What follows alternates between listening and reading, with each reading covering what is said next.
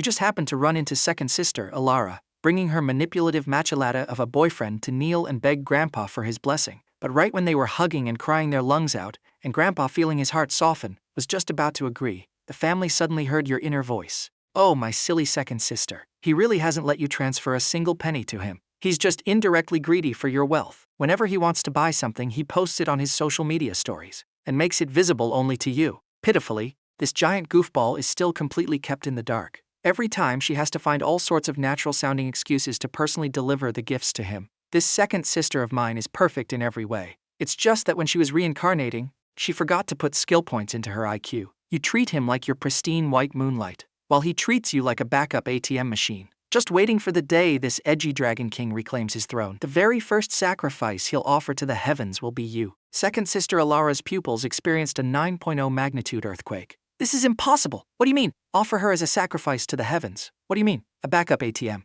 Grandpa Silas was completely spooked internally. What in the world is this situation? Could this be the inner voice of this child? He shifted his gaze, attempting to observe the reactions of the people around him, and then he locked eyes dead on with the eldest sister, Seraphina. This was the eldest granddaughter who best aligned with his own heart. The grandfather and granddaughter shared a telepathic understanding. Seraphina, keeping her poker face, gave the old man a subtle nod. Clearly, she had arrived at a roughly identical conclusion. The two decided to hold their ground for now and observe the situation a bit further. You hadn't noticed at all that, in just a few short minutes, unseen undercurrents were already surging across the scene. You noticed the gaze cast your way by your cheap second sister, but you didn't pay it any mind. You just assumed the other party was staring because she hadn't seen you before. In your heart, you felt incomparable sympathy. This second sister of yours looked so glorious on the outside, but in reality she was just a small cog in some other couple's twisted little role play. The only reason Lucius came looking for her this time was purely because he had a fight with his actual partner. He wanted to use second sister to make his real lover jealous, and as a bonus, seeing that she was rich, gullible, and pretty, he could seek some spiritual comfort on the side. The moment they get back together, the first one getting kicked to the curb will be you. Hearing this, Elara's emotional continuity was about to blue screen. However, she took a deep breath. Those were just things about money and wealth, none of that mattered. Grabbing Lucius's hand, she walked right up to the old man and solemnly declared, "No matter what anyone says, Lucius saved my life. It can be said that without him, I wouldn't be here today." "Grandpa, isn't this more important than absolutely anything else?" Grandpa Silas scoffed through his nose. He wanted to say, the Victorian era called, they want their romance tropes back. Nowadays, the whole pledging your body to repay a debt routine is totally out of style. Before the old man could even fire off his sarcastic remarks, that completely unfiltered voice drifted over once again. "A life-saving grace? When on earth did Lucius ever save my cheap second sister's life?" Grandpa Silas's motion to stand up abruptly halted. The old fox heard the underlying tea in those words. Feigning nonchalance, he opened his mouth. "Are you talking about that shipwreck incident during university? The time you were stranded on a deserted island?" Although second sister was completely blinded by love, at this moment, she also realized what this old man was plotting. But refusing to believe the supernatural, she readily admitted, "That's right, it was that shipwreck." You rapidly searched for keywords in your brain. Suddenly, a flash of inspiration hit you. "I remember now! My second sister is way too tragic. She is seriously way too tragic." Second sister thought to herself, "Wait, how am I tragic again? You better expand on that and give me the details." Second sister probably still doesn't know, huh? Back during that shipwreck, it absolutely wasn't Lucius who dragged her onto the small island. He couldn't even save his own skin. It was literally a dolphin that headbutted you ashore. Second sister's inner world took a catastrophic hit. Even if that were the case, Lucius definitely took care of me for a whole day and night. He even covered me with a straw mat to keep me warm. Your inner roasting delivered a precision strike. As for taking care of you, that's pure, unadulterated baloney.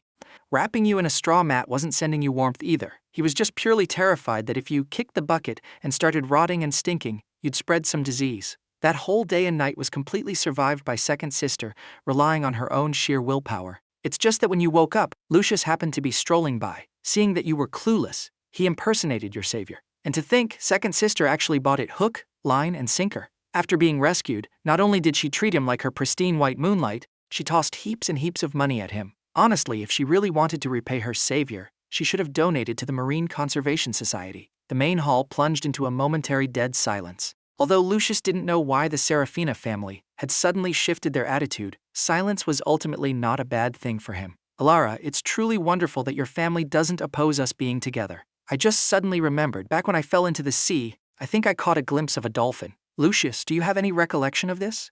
Second sister suddenly fired off a question out of nowhere. Caught completely off guard by the inquiry, Lucius's heartbeat violently contracted for a split second. Why does this person suddenly have a recollection? You must be remembering it wrong. I have no impression of that. Lucius forced himself to act calm, but the panic he just leaked had already answered a multitude of questions. Second sister's brows furrowed deeply, and her voice suddenly turned freezing cold. Lucius, why do you have to lie? Just now, when this was mentioned, I remembered everything. For that whole day and night I was lying on the beach all by myself. You never once saved me. Lucius was internally screaming. Holy mother of pearl, God above! How did second sister's IQ suddenly get activated? You let out a sharp, ear-piercing inner squawk of realization. It almost made second sister's facial expression management collapse entirely. Lucius stood there, completely dumbfounded, unable to squeeze out half a word for an eternity. This practically confirmed the answer 100%. The final sliver of hope in her heart shattered into dust. Second sister waved her hand in absolute disappointment. You can go. From now on,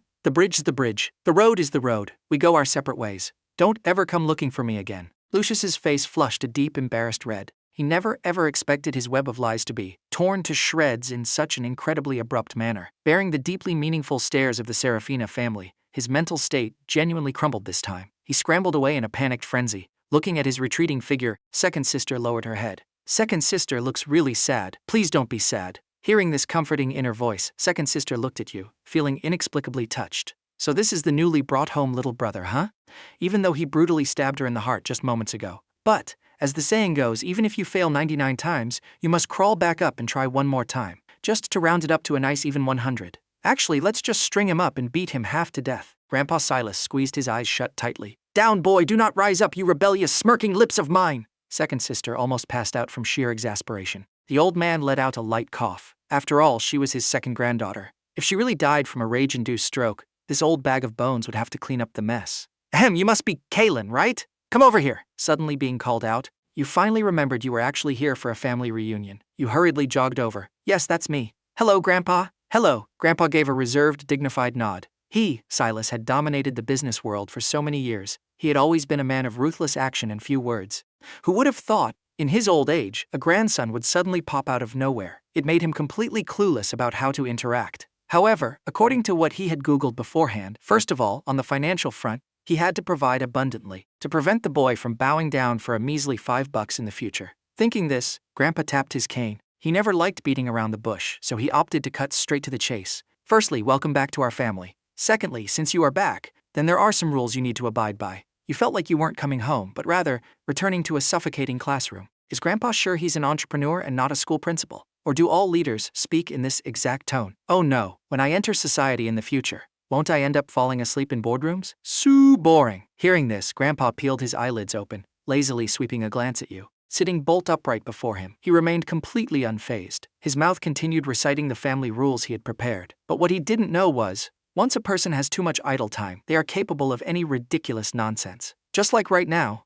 You were so bored you started scanning Grandpa from head to toe. Gradually your gaze began to settle on the back of Grandpa's left hand. There sat a fully healed scar. Some people look completely buttoned up and serious when they get old. But in their youth, they were actually fearless warriors, charging into battle for love. The moment these words dropped, Seraphina and Elara, who had been planning to dodge the old man's verbal AoE attack, and were about to activate their stealth mode, elegantly pulled their raised feet back. You still hadn't noticed Grandpa's slow, piercing stare drifting your way. You were entirely focused on slacking off in your mind. Grandpa came from a rural farming village. Back in the day, he and Grandma were childhood sweethearts, pure and innocent. One time, on Grandma's birthday, she was out in the rice paddies harvesting grain that day. When Grandpa found out to manufacture some romance, he picked a huge bunch of beautiful flowers, bundled them up, and went to deliver them. But who could have predicted, let me give you $5 million in pocket money as a welcoming gift first. Spend it however you like. Grandpa abruptly cranked up the volume of his voice. Hearing this astronomically shocking number, your entire physical form instantly morphed into the shape of a $sign. Grandpa, you aren't just my biological grandpa,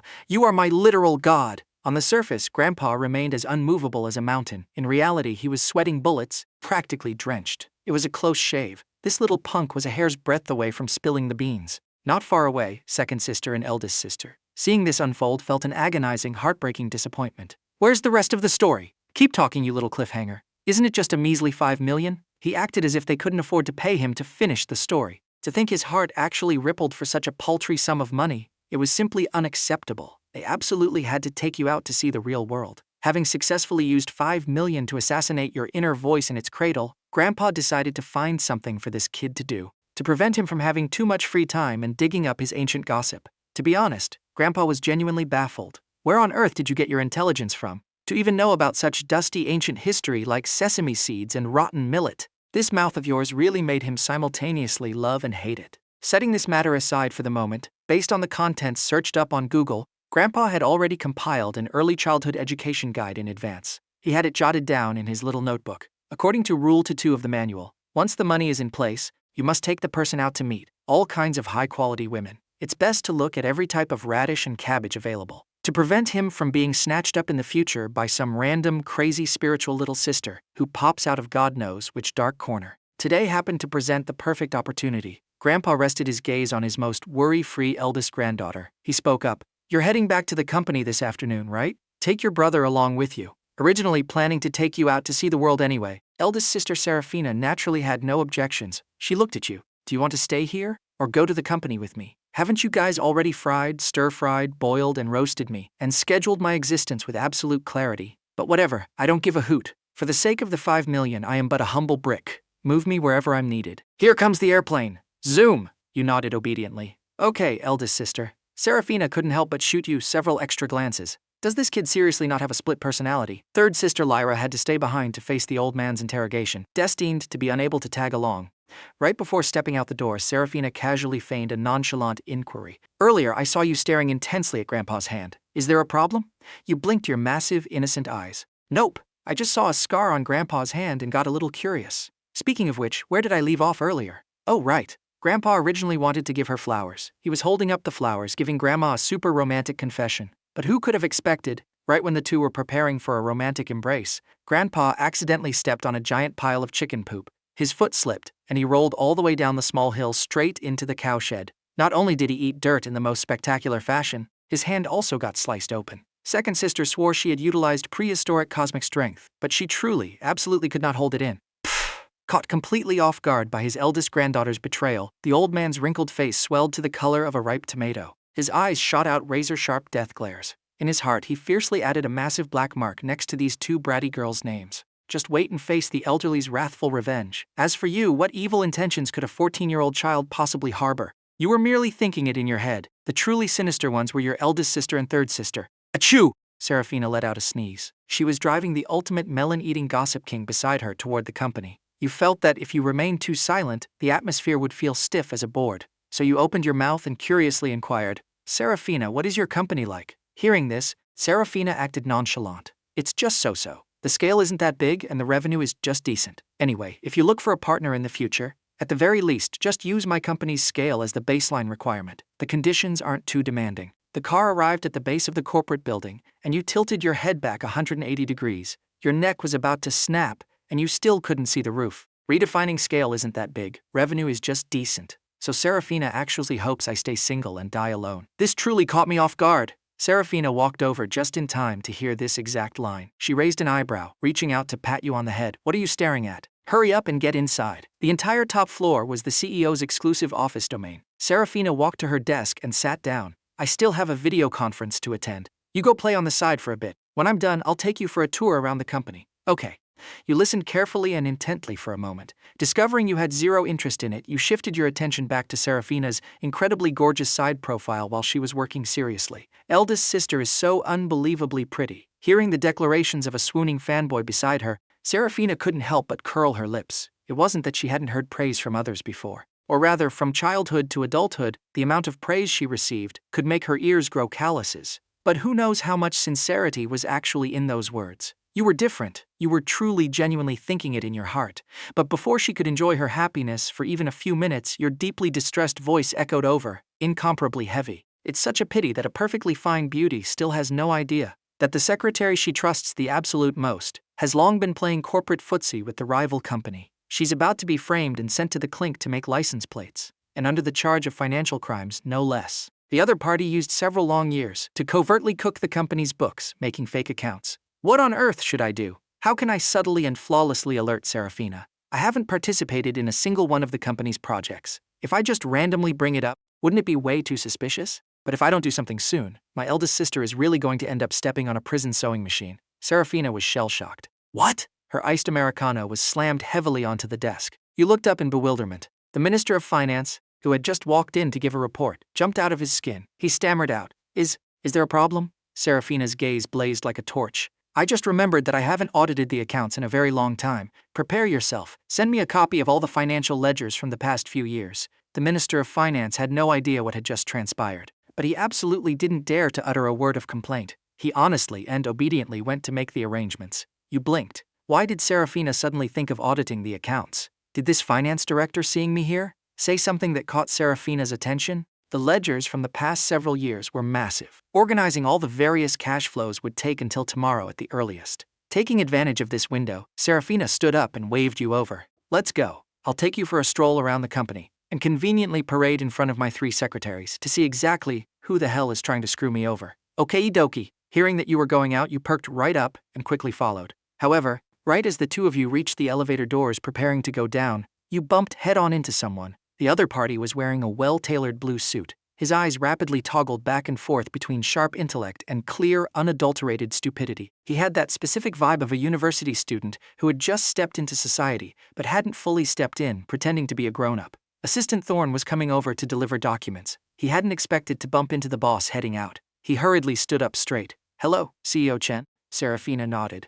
Just leave the documents on my desk. Who is this guy? He feels kind of familiar. Hearing the familiar inner voice, Seraphina turned her head and sure enough, saw you staring straight ahead, eyes locked dead onto Assistant Thorne. She frowned imperceptibly without leaving a trace. Assistant Thorne was an orphan sponsored by Grandpa Silas's generation. Even after she took over the Chen group after university, she never stopped the subsidies. A few years ago, she even sent him abroad to study. It was only last year when he graduated that she recalled him to groom as a trusted confidant. Could he be the one framing her? Impossible. The timeline didn't match up. In a mere 60 seconds, countless conspiracy theories flashed through Seraphina's mind, but this didn't hinder her from introducing him to you. This is Assistant Thorne, my secretary. This is my little brother, Kaelen. Assistant Thorne offered a slightly stiff, nervous greeting. Hello, young master. Assistant Thorne, you offered a generous, open greeting, making Assistant Thorne exclaim internally that you truly lived up to the title of a wealthy young master. However, what he didn't know was, after hearing this name, a stampede of 10,000 alpacas had already trampled through your mind.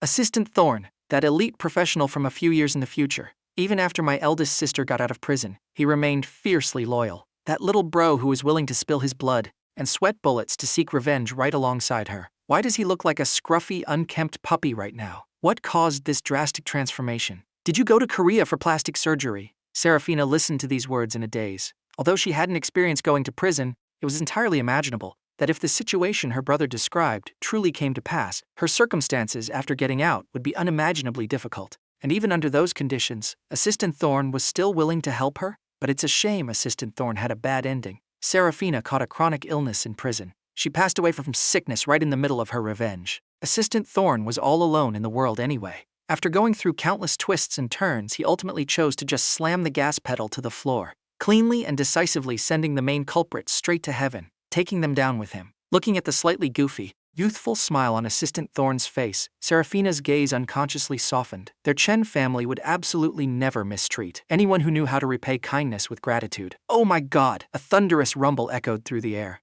Thinking about it this way, Assistant Thorne is basically holding the script of a legendary tragic tactician. The eldest sister's revenge was left unfinished as she perished halfway. He literally worked himself to the bone until his dying breath. You sang softly in your heart, using an overwhelmingly emotional tone. A heart of gratitude, thankful to have you. Seraphina felt her head starting to throb. Is this little brother allergic to being touched by emotions? However, one thing was certain. If the source of this intelligence was verified to be accurate this time, from now on, Assistant Thorne would be a prime candidate for key development. Seraphina softened her tone towards Assistant Thorne and said, I am planning to take my brother to inspect the company. You come along with us. Ah, yes, ma'am. Assistant Thorne felt somewhat overwhelmed by the unexpected favor. Usually, these kinds of tasks were handed over to Secretary Vesper. The group's business scope was vast. Seraphina specifically dragged you to the group's legal department to show you what true elites looked like, then dragged you to the fashion department to show you what true high fashion was. When the directors of the various departments arrived, they made sure to drag along the absolute best-looking staff members in their departments.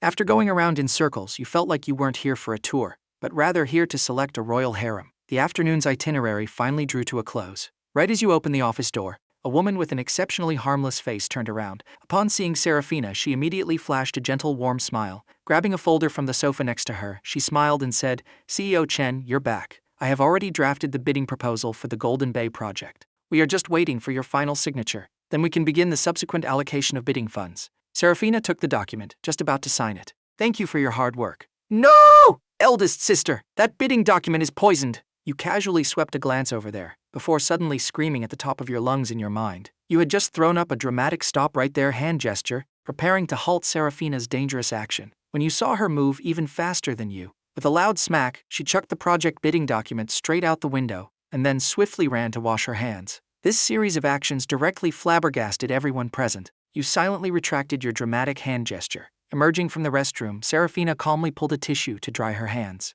Just now, I saw a bug on it. I have an extreme phobia. It was an automatic stress response. Hearing this, Secretary Vesper silently breathed a sigh of relief. She smiled with a perfectly good temper. So that's what happened. Then I will go print another copy. I'll have someone retrieve the one that was thrown away. Secretary Vesper's smile was gentle and kind, secretly reminding her, CZO, it's better if you sign this matter soon. I see quite a few people are still dead set on snagging the Golden Bay project. Oh, spare me your two-faced, human-faced beast act. Harboring malicious intentions and deceiving my eldest sister's feelings. You undercover mole for another corporation. That Golden Bay project will eventually become a rotting, unfinished mess. Even the land itself will have massive problems. When the time comes and public outrage boils over, you can just logically, accidentally leak the cooked books, and then shove my eldest sister out to take the fall as the scapegoat, right? Seraphina kept you in her heart, and you kicked Seraphina straight into the gutter. You totally deserve to die. In your memories, this Golden Bay incident was the beginning of the Chen family's misfortunes. Seraphina looked at Secretary Vesper in disbelief. She had suspected many people, but she had absolutely never suspected Secretary Vesper. The reason being they had been close friends since high school. Knowing the other party came from a poor background, she had been sponsoring her for years. After graduation, she directly brought her into the Chen group. Who would have expected this? Seraphina's face looked terrible, a surge of rage from being betrayed rising in her heart. Why in the world? The inner voice beside her ear was even more furious than she was. Sigh, my poor eldest sister is still being kept completely in the dark. This Secretary Vesper deliberately got close to her back in the day. She is actually the illegitimate daughter of the CEO of the rival Shu group. Back then, that scumbag cheated while the legitimate Mrs. Shu was pregnant and got tangled up with his supposed true love. This Secretary Vesper knew full well that her status as an illegitimate daughter would never allow her to step into the light. So, in order to seize power openly and legitimately in the future, she deliberately approached Seraphina. Speaking of which, Secretary Vesper was Lucius's crush during puberty. Who knows if those two have gotten back together yet? Seraphina, suddenly hearing a familiar name, locked her gaze. This matter actually involved that man as well? Your thoughts gradually began to wander. They probably made up, right? Lucius would be a pretty huge asset for Secretary Vesper. Even though he got dumped by Second Sister, he still holds leverage over Secretary Vesper in his hands. In the past, Lucius made Second Sister bring him to the company to play, and helped steal documents. These two are basically grasshoppers tied to the same rope. They won't stop until one of them is dead. Seraphina sneered internally. Later tonight, she would have Assistant Thorne investigate this thoroughly. Secretary Vesper still had no idea that in just these few short moments her darkest secrets had been stripped completely bare. She walked over holding a piping hot, freshly printed project bidding document. A smiling face welded onto her features like a mask. CEO Chen, you can sign it now. Seraphina shot it a sidelong glance, returned to her seat, sat down properly and spoke slowly. No rush, but CEO Chen, many people are fighting tooth and nail for this project. And from what I see, the future prospects of this project are incredibly bright. What if, in just these few minutes of delay, someone else beats us to the punch? Seeing Seraphina's attitude hinting at a cold shoulder treatment, Secretary Vesper panicked. This was a scheme she had planned for years. Everything was ready and just waiting for the trigger to be pulled. But a massive hiccup occurred right at the starting line. She truly couldn't wrap her head around it. It was just the time it took for her to go print a document. How could Seraphina, who was so willing to sign just a moment ago, suddenly change her mind? Seraphina took the coffee handed over by Assistant Thorne, took a delicate sip, and then leisurely replied, if someone beats us to the punch, it only proves that this was never meant to be ours. What is yours by fate will eventually be yours. What is not, should not be forced. Secretary Vesper put on an expression fraught with deep worry. But I have already negotiated with the partners. I was supposed to submit the application this afternoon. If we do this, it counts as a breach of contract. It won't be good for the Chen Group's reputation. Seraphina put down her cup. That's easy. When the time comes, just tell the partners. While you were out running errands, you found out your boyfriend was cheating, and you went to catch them in the act. You couldn't stop gloating and taking joy in her misfortune internally. Was Seraphina a panda in her past life? She's taking all the bamboo shoots. Chinese slang. Being extremely savage, snarky. Secretary Vesper's mouth twitched. Seraphina, please stop joking around. They are really in a hurry over there. Little Vesper, how many years have we known each other? Seraphina suddenly asked in a chilling tone. Startled by this sudden shift, Secretary Vesper jumped. Her eyes dodged slightly. Almost 10 years now, right? Yes, almost 10 years. Seraphina faced the floor-to-ceiling windows, seemingly sighing in lamentation. 10 years is enough time for too many things to change completely. But it's also possible that I never saw things clearly from the very beginning. Secretary Vesper's heart skipped a beat. What did she mean by this? She quietly observed but found the other party's expression remained completely normal. Her entire body exuded an aura of a master strategist commanding from a tent. Seraphina's voice was calm as she said, "There's no rush for the project. I'll take another look at the Golden Bay bidding later. I have some matters to attend to right now. The bidding won't officially open until the day after tomorrow, right? There's plenty of time." Understood, CEO Chen. Secretary Vesper's mind was a tangled mess, but amidst extreme guilt, she absolutely did not dare to urge her any further. Watching Secretary Vesper's retreating back, Seraphina's gaze was profoundly deep. If tomorrow it was truly proven that Secretary Vesper was problematic and had genuinely committed acts like cooking the books, she would absolutely never let this scumbag, who deceived her for years, off easy. Of course, she wouldn't send the other party to prison, because she would make the other party wish she was dead while outside of prison. That night, in the study at the end of the corridor, on the 3rd floor of the villa, Seraphina described what happened at the company today to Grandpa. Just now, the finance director worked overtime to whip up the previous year's ledgers. Indeed, a deficit of 10 million was discovered. According to the investigation, this matter might also involve the deputy director of the finance department. Grandpa's face looked particularly awful. He never expected that the people closest to his eldest granddaughter would turn out to be traitors. However, a moment later, he couldn't help but feel a wave of sheer relief. Thank goodness he had a sudden whim today and made you tag along with Seraphina to the company to see the world. Otherwise, he didn't even dare to imagine the consequences of this disaster. Whether his old bones could have withstood the shock was highly debatable. The old man couldn't help but sigh that everything was thanks to you this time. Right at this moment, an intensely emotional inner voice drifted over. Help! Both Seraphina and Grandpa's faces changed simultaneously. Knowledge is just like my worries, escaping out of my head altogether. I don't want to work hard anymore. I should just ditch school tomorrow and randomly find a sugar mommy to adopt me. Grandpa rubbed his temples, feeling a massive headache coming on. What on earth is this little rascal thinking about all day long? Going to find a sugar mommy? Is the family's money not fragrant enough for him? In a room on the same floor, you were painfully yanking at your hair. Having finished exactly half of your homework, you decided to leave the remaining half to improvise when you got to school tomorrow. You pulled the blankets up. That night, you slept incredibly peacefully. The next day, before the sky was even bright, you had to drag yourself to school wearing the bitter face of a resentful widow. Life is dry and utterly tasteless. 6 a.m. wake-ups are a plot to murder humanity. You numbly shoved a small dinner roll into your mouth without tasting a thing. Stop complaining. Grandpa shoved a glass of milk into your hand. Worrying relentlessly, he instructed you. Your 5th sister goes to the same school as you. She's in class 3, year 2 of the high school division. Her name is Maeve. If you run into any trouble, go find her. 5th sister? Yeah, I definitely need to go check on her. Hearing this, Grandpa lost his chill. After the incidents with the eldest and the second, he was forced to suspect whether their family had some sort of magnet for disastrous accidents. Now, was the 5th about to run into some terrible misfortune? The old man perked up his ears, eagerly waiting for half a day, but there was no follow-up. Looking up, he found that your soul had drifted off to God knows where. You were eating your food with a blank expression. Clearly, your head was completely empty. He glared and blew into his mustache with sheer rage from the sidelines. You little brat, only speaking half a sentence. Spit out the rest of the story, damn it! Unfortunately, before he could prompt you, the driver had already entered. He was responsible for dropping you off at school. Young master, are you ready? If we don't leave now, you'll be late for school. Oh, I'm coming. Grandpa truly wished he could use a dramatic stop right there hand gesture to grab the kid back and interrogate him about what exactly the problem was. But he suppressed his impulsive urges. He could only watch helplessly as you ran off. The front door closed. Grandpa turned around and shouted to Seraphina, who was just coming downstairs for breakfast. Come with me to contact the 5th. Tell her that no matter where she goes today, she must drag Kaelen along. 30 minutes later, you arrived at a famous domestic private elite middle school. Most of the students here were either obscenely rich or highly noble. Every year, countless parents still flocked like lemmings to send their children here. If you truly managed to make friends with powerful backgrounds who were willing to give you a leg up, your future was basically destined for skyrocketing success. Young master, how about I walk you inside? This badminton racket bag and backpack look awfully heavy. Thank you, sir, but there's no need. You waved your hand and lifted the badminton racket bag. A loud, metallic clanking sound rang out from inside it. For a moment, both of you fell dead silent. The driver hesitated and said, "Young master, is your racket broken? Do you need me to help you buy a new one?" "No need, no need. Thanks, sir, but really no need." After you finished speaking, you bolted into the school as fast as your legs could carry you.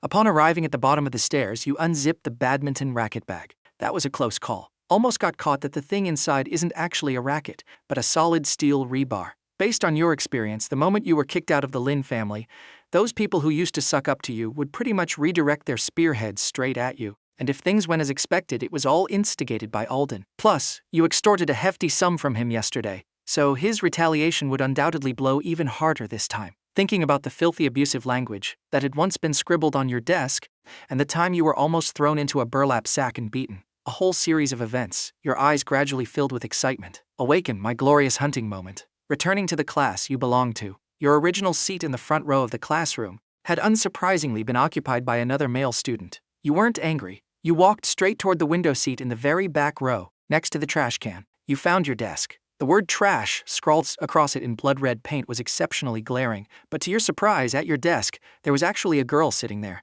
Covering her face with a textbook, she had her feet propped up on the desk in an incredibly arrogant manner. "So they've changed their tricks?" You raised an eyebrow, paying no mind to the eerie silences around you. After all, these classmates were always this quiet when watching a good show. Seeming to notice the sound, the girl slowly lowered the book from her face. Her voice was nonchalant. "You're back?" Before the girl could finish her sentence, in the next second a flash of silver streaked through the air. A solid steel rebar nearly smashed straight into her face. The young man standing before her had eyes as cold as ice. "Either you compensate me with a new desk today, or you aren't walking out of here today." Then, upon seeing the person's face clearly, your defenses almost broke. "Holy crap! Isn't this my fifth sister, Maeve? Why is she so bored out of her mind that she came looking for me?" Maeve hadn't even recovered from the shock yet. "Is this the brother from eldest sister's phone call? She said he was as fragile and delicate as a little lamb." Then who the heck was standing right in front of her? Before the question marks in her head could stop multiplying, that eerie inner voice suddenly popped into her brain, overlapping perfectly with your actual voice.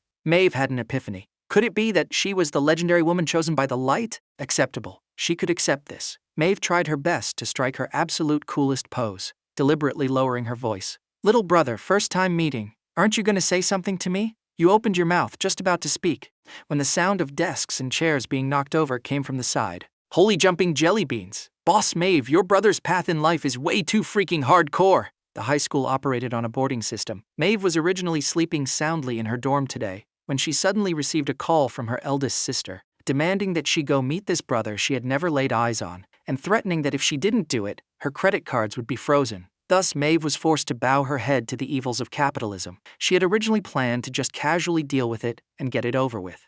Who would have thought that the moment she walked into your class, she would see the word trash written on your desk and hear a whole bunch of nasty rumors? Maeve instantly flew into a rage. No matter what, the people of their Chen family were not at the level where outsiders could casually bully them. Maeve was originally the notorious, widely feared school tyrant of Ningda Middle School. Moreover, there were plenty of rumors circulating that her family background was incredibly wealthy. In short, she was someone you absolutely could not mess with. "What is the meaning of this desk? Whoever wrote it, step forward!" Maeve swept a freezing glare across the classroom. Instantly, the classroom, which had been fairly noisy despite her arrival, went dead silent. All the students stared at her in complete silence. Their eyes, however, carried confusion and bewilderment. They couldn't understand why she was interfering in your business. Immediately following that, Maeve's speech threw them into absolute shock. "Kaelen is my brother. I've got him covered. I suggest you all carefully weigh the consequences from now on. As for those few who caused trouble," Maeve paused, letting out a cold sneer, "it doesn't matter if you don't confess. When Kaelen gets here, I'll have him point you out personally." The moment these words fell, those students who caused the trouble instantly felt intensely guilty and panicked. Conversely, the other students who hadn't caused any trouble felt far more shock. What is the situation? Wasn't he the fake young master who stole the magpie's nest? And didn't he return to his biological parents in a poverty-stricken family? But now, why is his sister Maeve? This was completely different from what Alden had revealed. Maeve ignored the surging undercurrents among them. Propping her feet on the desk, slapping a book over her face, she began catching up on her sleep. She could already imagine that when you arrived at schools, you would look at her with eyes full of worship and respect. And then, she heard the following statement: "Either you compensate me with a new desk today, or you aren't walking out of here today." This is absolutely not the script I imagined. Maeve barely managed to salvage her dignity, shrinking her neck slightly. Little brother, first time meeting. Aren't you going to say something to me? When she said this, she felt she looked incredibly cool, only to hear the catastrophic friendly fire remark from her terrible teammate beside her. Holy jumping jelly beans. Boss Maeve, your brother's path in life is way too freaking hardcore. Realizing you had directed your tough talk at the wrong person, you naturally protracted the steel rebar, flashing an obedient, innocent smile. Holding the steel rebar flat in your hands, you presented it to Maeve. Hello, fifth sister, first time meeting. Please kindly accept this steel rebar as a token of my esteem. Maeve smoothly tossed the steel rebar over to her terrible teammate. Hands in her pockets, she looked at the students in the class, domineeringly tilting her chin at you. Point out whoever usually bullies you. If you say it like that, then I won't hold back, okay? You took a massive stride forward. On the very first step, you slammed your hand down onto the shoulder of the male student sitting right in front of your desk. Obviously, not everyone was Alden. Barnaby's acting skills were clearly not up to par. Upon being slapped on the shoulder, obvious guilt flashed through his eyes. He smiled weakly. Brother Kaelen, what do you need me for? You couldn't be bothered to act with him and cut straight to the chase. You're the one who wrote those 2 words on my desk, aren't you? This guy Barnaby was a classic cowardly bully who preyed on the weak and feared the strong. To him, having no money and no power was the original sin. It made you a target that could be humiliated at will. On the contrary, anyone in the class with power and influence had their boots licked clean by him, including the former Kaelen. But because you rarely ever paid attention to this kind of person, you ended up holding a grudge. So naturally, the moment he heard you were down on your luck, he couldn't wait to suppress you to curry favor with Alden. It wasn't me, I just got here not long ago. Barnaby clenched his jaw, refusing to admit it. He hadn't shown you his two-faced nature yet. Even if your relationship wasn't friendly, it hadn't reached the level of enemies either. Perhaps it was just suspicion right now. As long as he denied it to the bitter end. Do you think everyone here is an idiot? Maeve pointed at the security camera at the front of the classroom. Crossing her arms, she shot an overwhelmingly oppressive glare at him. There's a massive camera right there in the classroom. Do you need us to pull the footage and take a look? Hearing Maeve's words, Barnaby's face drained of all color. His heart was filled with endless regret. Because earlier, knowing you were a fake, with a family possessing no money and no background, coupled with the fact that you didn't have absolutely outstanding grades, he figured the principal and teachers wouldn't protect you. When they wanted to bully you, they acted without any scruples. They didn't even bother avoiding the camera. Who would have thought the plot twist would hit like a hurricane? Why go through all that trouble? I believe quite a few people sitting here must have witnessed that scene as well, right? Your face carried a kind of innocent cruelty. Seeing the situation, the students immediately started chiming in and pointing fingers. Yeah, I saw it too. First thing in the morning, Barnaby carried a bucket of paint and used a mop to write those words on the desk. As these accusations hit Barnaby's ears, his face turned a sickly green. Slamming his hand on the desk, he decided that if he was going down, he was dragging people with him. That's not how it happened. I didn't want to bully you at first either. I only listened to the instigations of Feng Chen and Chu Wei. The 2 people suddenly called out couldn't sit still either. What the hell are you talking about? When we first heard Kaelen was a broke loser, weren't you the most eager one to take revenge on him?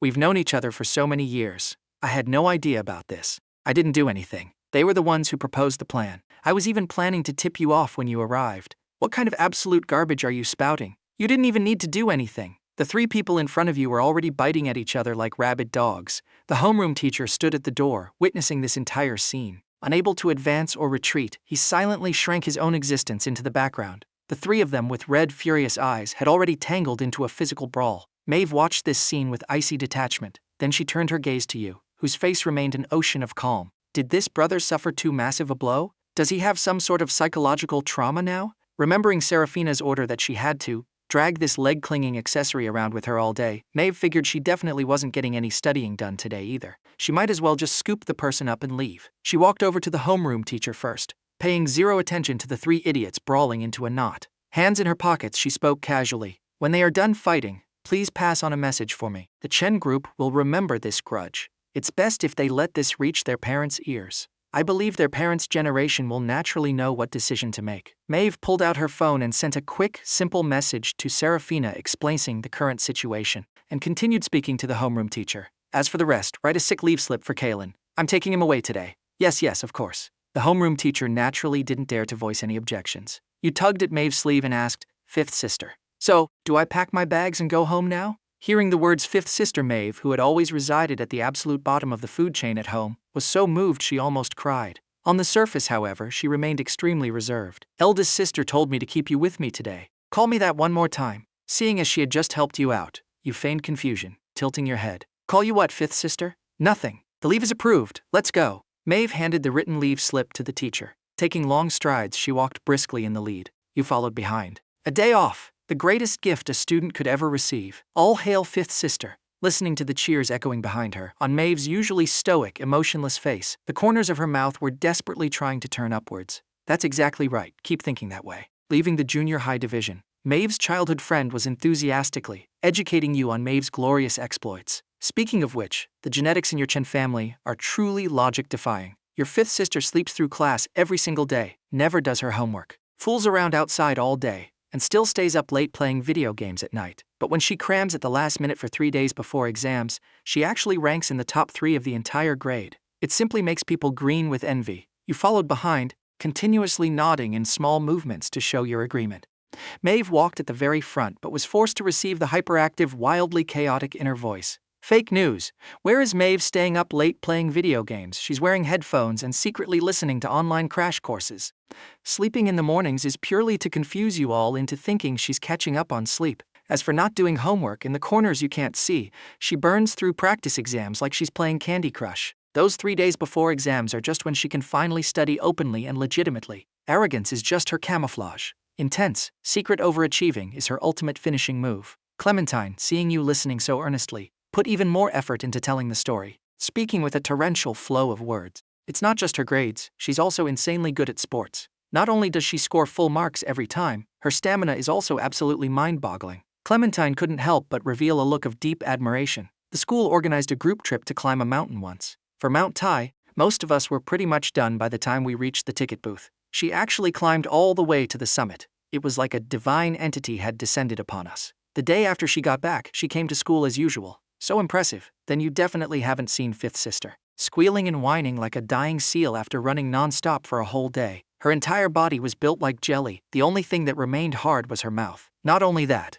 walking in front, Maeve was burying her head, fiddling with her phone. She was about to break into a cold sweat. This little brother knew entirely too much. Surprisingly, Seraphina, who was usually swamped with a million matters every day, seemed to know she would message her today. The message she just sent received a reply almost instantly. From Seraphina she learned that she wasn't the only woman chosen by the light. This light's area of effect was a bit broad, shining upon their entire family. Seraphina also told her to keep it a secret, and remember to delete the chat history. As for asking why you had all these inexplicable sources of information, the answer was, Seraphina didn't dare to say, and didn't dare to ask. Seraphina, just pretend your brother is a deity descending from the heavens, here to offer salvation to us mere mortals. Maeve, Seraphina, are you serious? Since when did you become so humorous? Seraphina, I'm not just humorous, I'll also beat the crap out of you. Take good care of our brother. I'll increase your allowance this month. If our brother suffers any grievances, you really don't want to know the consequences. Maeve, it's barely been a day since he came back, right? Are you sure the one who just returned to the family is my brother,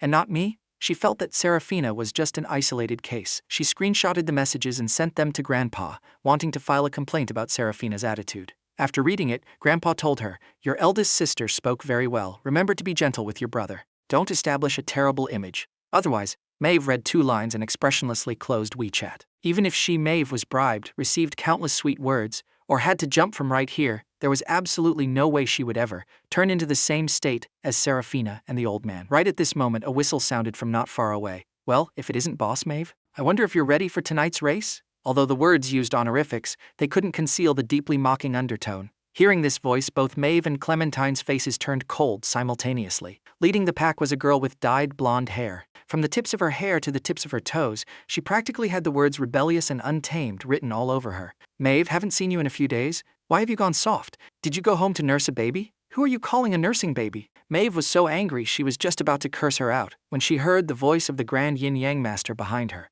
Oh my, whose little golden retriever broke out of its cage, barking so arrogantly. Are you relying on the Animal Protection Association to save you? Pfft, Maeve immediately burst out laughing. She cast her gaze toward the blonde hair sitting on Astrid's head. It really did look remarkably like a golden retriever. Astrid subconsciously touched her own head. Then her face darkened and she flew into a humiliated rage. Who the hell are you? This is my brother. Maeve blocked you, issuing a warning. Astrid, you better show some respect. Astrid didn't get along with Maeve, but she hadn't stooped to the level of bullying a child. Besides, her AoE attack just now was indeed a bit too broad. She let out a cold snort, not dwelling on the matter any further. She only glared at Maeve with a cold sneer. You haven't forgotten our bet, have you? I hope that when you fail, your mouth will still be as hard as it is right now. Of course I haven't forgotten. Maeve yielded not a single inch. I returned that exact phrase right back to you. After trading trash talk, the two groups went their separate ways. Kaelen, what's wrong with you? Hearing Clementine's voice behind her, Maeve turned around in confusion, only to see you staring dead on at Astrid's retreating back. She froze for a moment. Then, remembering that her arch-nemesis had a pretty good-looking face, her pupils instantly underwent an earthquake. Did her brother catch feelings for that blonde punk? She was just about to badmouth her to destroy Astrid's image when she heard you curse internally. Holy crap! That was actually Sister Astrid in her youth. What is wrong with these girls? Do they all go to Korea for plastic surgery when they hit a certain age? Or is it just the ultimate glow-up of adulthood? Although I heard Maeve complain constantly that Sister Astrid and her were mortal enemies during school, the kind who had to shoot verbal cannons at each other every time they met. But I truly never expected Sister Astrid to have a phase where she acted like she owned the entire universe. You stared at that retreating figure, gently shaking your head. Sister Astrid, oh Sister Astrid, as incredibly badass and explosive as you act toward my fifth sister now, that's exactly how pitifully you'll beg and try absolutely everything to be her sugar mommy in the future. But looking at it from another angle, this script is actually pretty thrilling. Our family goes bankrupt in the future. Putting these two people's scripts together means, after my family goes bankrupt, my arch-nemesis becomes my sugar mommy. Maeve's pupil earthquake target now shifted to herself. First, she was shocked that her family was actually going to go bankrupt in the future, and was shocked yet again that her arch-nemesis would actually want to be her sugar mommy in the future. Impossible! That girl is as straight as a ruler, but why would she want to be my sugar mommy? What kind of ghost story is this? Maeve was completely dazed. Why on earth did this happen? The reason Sister Astrid does this is actually mainly because, hearing the keywords, Maeve instantly activated turtle speed mode, stretching her ears out as long as possible. Hurry up and say it! Hurry up and say it! Beside them, Clementine let out a barely perceptible sigh. It instantly attracted your attention. What's wrong? Is something the matter? You asked in confusion. Clementine looked up at her friend's back, speaking somewhat helplessly. I'm just a little worried about Maeve. Maeve, all right, I know you're worried right now. But hold your worry for a second. I was literally just about to hear the reason. I'm anxious, I'm anxious, I'm anxious. However, the two people ahead could not sense the utter exasperation behind them. Worried? First, you tilted your head in confusion. Then, connecting it to the situation just now, you suddenly grasped the main point and asked curiously, speaking of which, what was that bet you guys were talking about? This question made Clementine look at Maeve with hesitation, unsure if she could reveal the actual truth. It's nothing. Just a motorcycle race. Maeve, on the other hand, didn't have as many scruples. She shrugged her shoulders with an air of nonchalance. Tonight at 8 p.m., over at the winding mountain road, Astrid and I are having a showdown of speed and passion. Whoever loses has to serve tea and pour water for the other, be their lackey for a month, and take their orders unconditionally. Serve tea and pour water? Isn't that exactly my fifth sister's treatment in the future? Just one word from her, and Sister Astrid serves it willingly. Fifth sister, such amazing things exist? Clementine still felt somewhat uneasy. But that winding mountain road is quite dangerous. Can't you guys change the location of the race? Maeve raised an eyebrow. Speaking about the sport she was passionate about, her entire demeanor became incredibly radiant. She smiled, revealing her little canine teeth. You still don't trust my skills? Relax. Not to mention a winding mountain road, even if it was 18 hairpin turns, I'd still blast right through it. All right, put your mind at ease. After saying that, she shifted her attention back to you and asked, are you going home tonight? Or are you going to stay at my villa? Although Mingda Middle School's high school division operated on a boarding system, in reality, students could also commute. As long as it didn't affect your grades, whether you lived on campus or not was entirely up to you. And Maeve, in order to execute her plan of secretly overachieving and then dazzling everyone, bought a villa right near the school. Not only was the villa fully furnished with everything she needed, allowing her to move in at any time, the garage was also packed with all of her beloved motorcycles. You didn't know why, but this winding mountain road bet constantly nagged at your mind. You immediately declared you wanted to tag along to the villa. Maeve had already taken the day off anyway.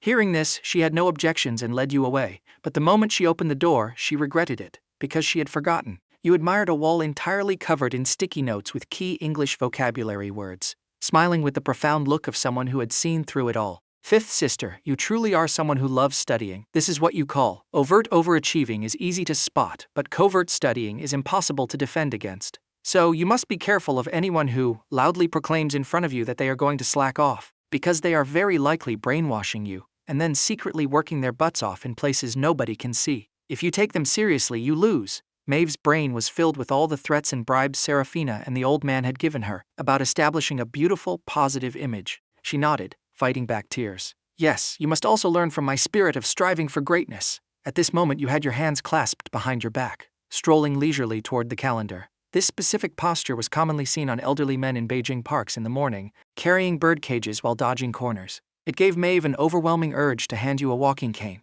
Her mouth twitched. Growing up, she hadn't had much experience interacting with boys. She figured since they were both students anyway, why not invite her brother to do some practice questions together? The more she thought about this idea, the more perfect it seemed. An older sister patiently guiding her younger brother on his homework. What a harmonious and loving picture that would be. You stood in front of the calendar, your face growing increasingly serious, completely unaware of the impending disaster about to befall you. You pulled out your phone. Today is November 18, 2023. The winding mountain road Fifth Sister's bet. I remember now, it's exactly today that Fifth Sister will suffer severe injuries and paralyze both her legs because her motorcycle tire blows out. From then on, she can only walk short distances and can never participate in intense sports again. She even lay in the ICU for 2 whole days, both legs paralyzed. Just hearing this catastrophic consequence, Maeve was so shocked she stumbled a step backward. A few short sentences destroyed so much of her tenderness, but that shouldn't be possible. Maeve immediately spotted the blind spot. The motorcycles she used were all equipped with top-tier configurations. Even driving over gravel wouldn't cause a blowout,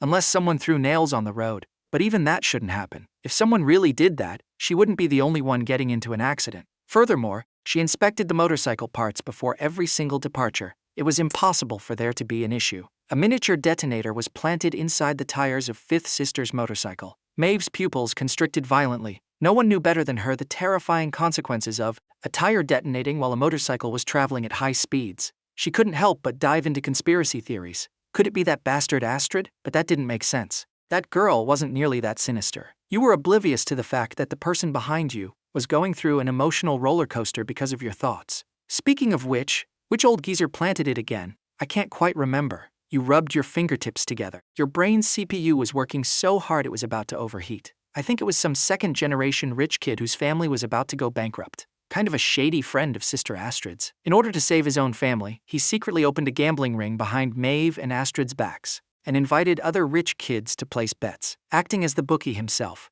he bet all his family's remaining money on Astrid winning. To achieve his goal, God knows how he got his hands on Fifth Sister's address. He sneaked into the garage and swapped out the tires on her motorcycle. Maeve kept a smile on her face, but in reality her teeth were about to shatter from grinding them so hard. To think such a thing actually happened. Gambling dogs deserve a painful death. This information was detailed enough. Just the charge of running an illegal gambling ring was enough to make that nameless bastard drink a whole pot of misery. I have to call the cops. Maeve secretly plotted. When the police arrested that scumbag, she would personally go mock Astrid, to show her exactly what kind of garbage she befriended. It was because of this incident that Sister Astrid investigated the truth. After Fifth Sister's accident, she was consumed by guilt. Even when our family went bankrupt later on, she never abandoned her, and even stated she could take care of Fifth Sister. After all, she only ended up like that because she initiated the bet in the first place. If there had been no bet, perhaps none of this would have happened. Unfortunately, my Fifth Sister has 100 pounds of body weight and 99 pounds of pure rebellion. She absolutely refused no matter what. It's a bit of a pity, Maeve. This little brother is thinking up absurd nonsense again, Maeve scoffed internally. Seeing as that punk Astrid still has somewhat of a conscience, I'll let her off the hook this time. I won't mock her. Thinking this way, she even admired herself. How could someone as kind and forgiving as her exist in this world? Thinking up to this point, a plan suddenly formed in your mind. You turned around and flashed Maeve a radiant smile. Fifth Sister, can you take me to see your motorcycle garage? I've never seen a motorcycle before. I really want to see one. At the end, you even added a please. This matter is hard to investigate if I tell Fifth Sister directly. I'll just have to do it myself. I'll figure out the location of Fifth Sister's garage first, and then coax out exactly which motorcycle she plans to use for tonight's race, and then coax out the tire model as well. Fifth Sister looks exactly like the type of person who lets kids run wild. When the time comes, I'll just find a random excuse and slip away. I'll go to the pharmacy to buy some strong sleeping pills first, then buy the matching tires. At noon, I'll drug Fifth Sister to sleep, and then I can change the tires for her. Having mapped out the plan in your heart, you were amazed by your own silent, selfless dedication. Excellent. My plan is simply flawless. The only problem is I don't seem to have ever repaired a motorcycle, but it doesn't matter. There's a first time for everything. I've fixed a bicycle before. The mechanics should be roughly the same. Maeve. That is a completely different universe of mechanics, okay? Seeing that Maeve didn't reply, you called out to her again. Maeve revealed a smile. Of course you can. But hold on a second. She quickly ducked into a room, fiddled with her phone for a bit. When she came out, she was holding a massive toolbox. Maeve smiled radiantly. Little brother, do you want to see a motorcycle disassembled? For you, your Fifth Sister is willing to completely refurbish a bike. From the parts to the tires, I'll perform the whole process for you from every angle. This unexpected pleasant surprise came far too suddenly. You suddenly realized your previous plan was completely voided. You hesitated. Wouldn't that be too much trouble? Not at all. Maeve waved her phone and laughed. I've already notified the manufacturer to deliver a brand new set of top-tier components. I'll perform it for you right away. Little brother, your love is far too heavy. Don't tire yourself out. Just watch from the side. Maeve decided she better do it herself. In less than an hour, the sparkling new components arrived. Maeve carried the toolbox in her left hand and a new tire in her right. The two of you walked all the way to the garage attached to the villa. The rolling door of the garage opened. Rows upon rows of incredibly cool motorcycles. Red, green, blue, yellow, pink, black, all sorts of models were there. Maeve stopped in front of a fiery red motorcycle and waved at you. Come here, this is the bike I'll be taking out tonight. You walked over to take a look. Smooth chassis, gorgeous lines. So cool. But of course, this is my masterpiece. When Maeve talked about motorcycles, her entire being radiated energy. Originally, she just wanted to give a rough explanation of the mechanics. Anyway, her main goal was just to change the tire. But when she discovered that you actually weren't secretly judging her in your mind, and were even listening quite earnestly, she instantly got fired up. Pulling you along, she couldn't wait to introduce every single component, until finally reaching the tires at the very end. The topic finally concluded. She didn't deliberately hide anything from you either, directly changing into the new tire right in front of you. She set the old tire aside and used a small knife to slice open the inner lining. You didn't understand anything about motorcycles. You just assumed this was standard procedure. The two of you suddenly became completely focused. When Maeve's gloved hand touched a certain circular object inside the tire, her pupils contracted. Hearing about it was one thing, but when the inner voice was actually confirmed to be true, the shock was on a whole different level. At this moment, she thought about what you had described, the so-called future where both her legs were paralyzed. She instantly felt like she was plunged into a freezing ice cellar. She didn't dare to imagine. If she hadn't brought her little brother here today, she would have been absolutely doomed tonight. You also sensed the abnormality. Pointing at the small orange gadget, you asked, knowing full well what it was. Fifth sister, what is this? Just tell her you remembered wrong. This is way too terrifying. We have to call the police. We absolutely must call the police. Maeve's face looked awful as she shot up to her feet. This is a detonator. I'm going to call the police. Someone is trying to kill me. After saying that, she bolted outside. Halfway through her sprint, she heard your exasperated inner complaint. Fifth sister runs way too fast. She doesn't seem very bright. Shouldn't she check the other motorcycles first? What if the other bikes have problems too? And then, when that scumbag gets arrested, he flies into a rage out of humiliation and just detonates the tires on all the bikes. When that happens, that scene, hiss. Just thinking about that scene is way too thrilling. Maeve practically tumbled and crawled her way back. When you turned around, what you saw was Maeve standing solidly behind you, God knows since when. If the other party wasn't panting heavily, the image would have been even more perfect. You blinked in bewilderment. Fifth sister, why did you come back? Weren't you going to call the police? I thought about it and decided I should inspect the other motorcycles first before calling the police. After all, reducing the workload of our police comrades is every citizen's responsibility. Absolutely not. Even if she couldn't be a badass explosive woman in her brother's eyes, she absolutely could not be a massive idiot. Watching Maeve diligently working away, looking just like an old peasant farmer from the back, you leaned against a snow-white motorcycle without the slightest psychological burden and peacefully embraced the salted fish lifestyle. This bike is so pretty. I wonder what it feels like to ride it. It must feel exactly like flying. Thinking this, you suddenly asked with great enthusiasm, Fifth sister, can I drive this motorcycle?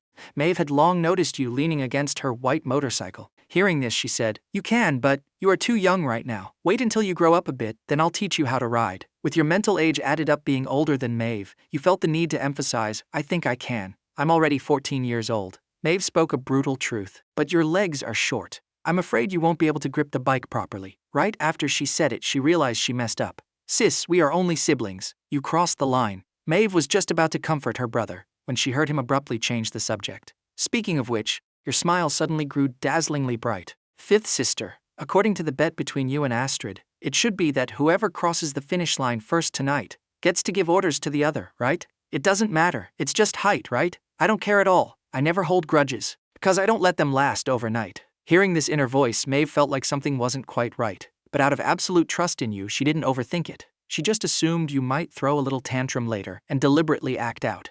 She didn't take it too much to heart. She nodded readily. That's exactly right. We accept our bets and admit defeat. After changing the tires, Maeve called the police. The police quickly arrived at the door to investigate and handle the matter. Because most of Maeve's motorcycle tires were specially customized, only a few manufacturers could produce them. Based on the information she provided, The police quickly traced it all the way back and successfully found that scumbag who secretly ran the gambling ring. Maeve unceremoniously delivered several heavy punches to his face. Seraphina, acting as the eldest sister, looked extremely grim when she received the news. Maeve, as the victim involved, originally had to go through quite a few procedures at the police station, but she told Seraphina she still had a bet tonight and had to rush over to keep the appointment. She was then kicked in the butt twice by a Seraphina who was mixing anger with sheer speechlessness and got booted out of the police station. She promised to take good care of her brother and wait for her punishment later. By the time they left the police station, the sky had already darkened. Maeve's parenting style was always extremely rough. Her core philosophy was as long as they're breathing.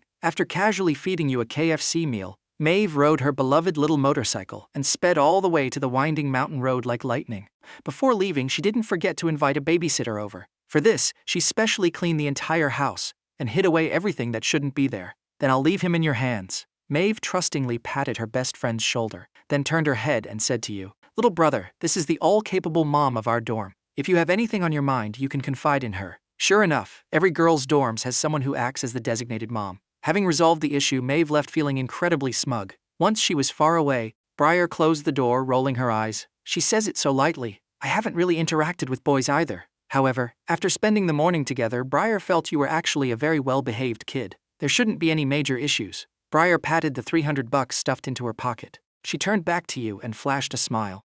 "Little Kaelen, do you want Big Sister to play video games with you?" You put on an obedient smile. "Sister Briar, I don't want to play games. How about we go watch my sister race?" "How could we do that?" Briar revealed a disapproving look. She randomly made up an excuse. "You see, last time when Sister Maeve wasn't home, some criminals sneaked in. We have to stay here and help her watch the house." You nodded very understandingly. Just then the villa's doorbell rang. Your smile widened a fraction. "Sister Briar, I ordered takeout. Could you go grab it for me?" Briar just assumed the kid hadn't eaten enough for dinner and ordered some delivery to fill his stomach. She didn't overthink it, but the moment she opened the door, she suffered a severe visual shock. Outside stood a man with a blue dragon tattooed on his left arm and a white tiger on his right, a scar across his face, and a yellow bunny ears helmet on his head. The delivery rider stood at the door with a fierce glare. How should one describe this? This scene looked exactly like a mob boss disguised as a delivery driver, coming to collect protection money. Hiya!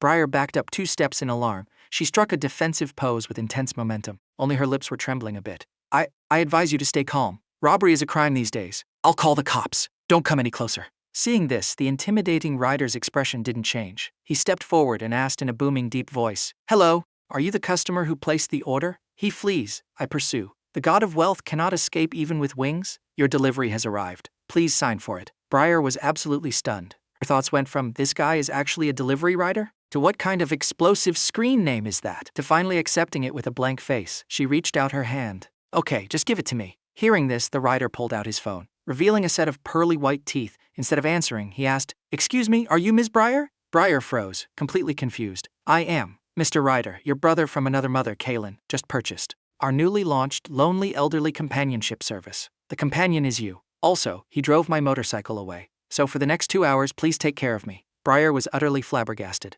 "What?" On the other side, having successfully slipped out from the balcony, you were riding the familiar delivery motorcycle. Tears welled in your eyes as you smiled gently.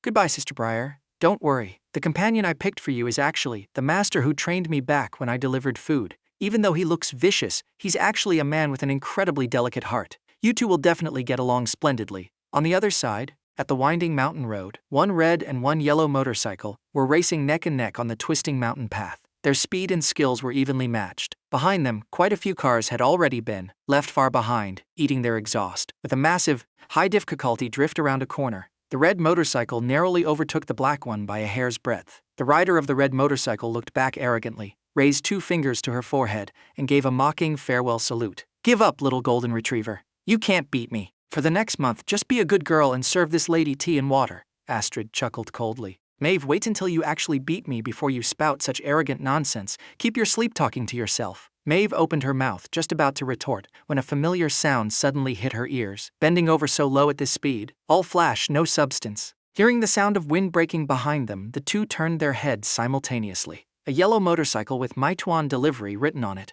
seemed to be glowing in the darkness. Accompanied by a series of beep-beep sounds, it made a flashy entrance.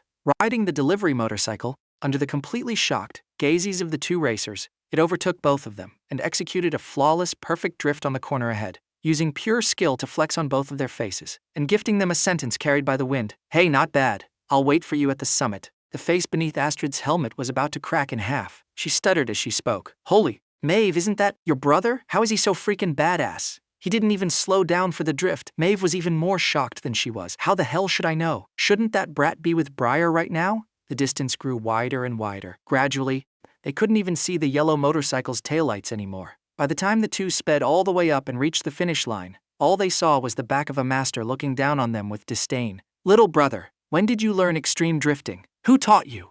Maeve was so shocked she didn't even care about maintaining her composed image anymore. She lunged over. Her mind was completely filled with the fact that she had been overtaken by her little brother in her own field of expertise. Nobody taught me. I just ride randomly. You looked completely innocent. I haven't driven a sports motorcycle before, but I used to deliver food. The mechanics are roughly the same. I originally just wanted to try it out. I didn't expect you two to be so incredibly weak. Maeve was utterly numb. The physical damage was low, but the emotional insult was devastating. Little brother, what kind of configuration does your bike have? How does it run so fast? Astrid circled the delivery motorcycle with a look of pure disbelief. She refused to believe it. This bike absolutely had to have some hidden high-tech secret. She just hadn't spotted it yet. You spoke as light as a breeze. I just installed a punctuality guarantee. Delivery timer. Stop looking. The only thing that can overtake my rear wheel is my front wheel. When delivering food, either the food gets cold or my corpse does. Astrid looked at her own high-end motorcycle, then looked at this dopey yellow delivery scooter, and plunged into silence. Thank you. My heart feels thoroughly stabbed.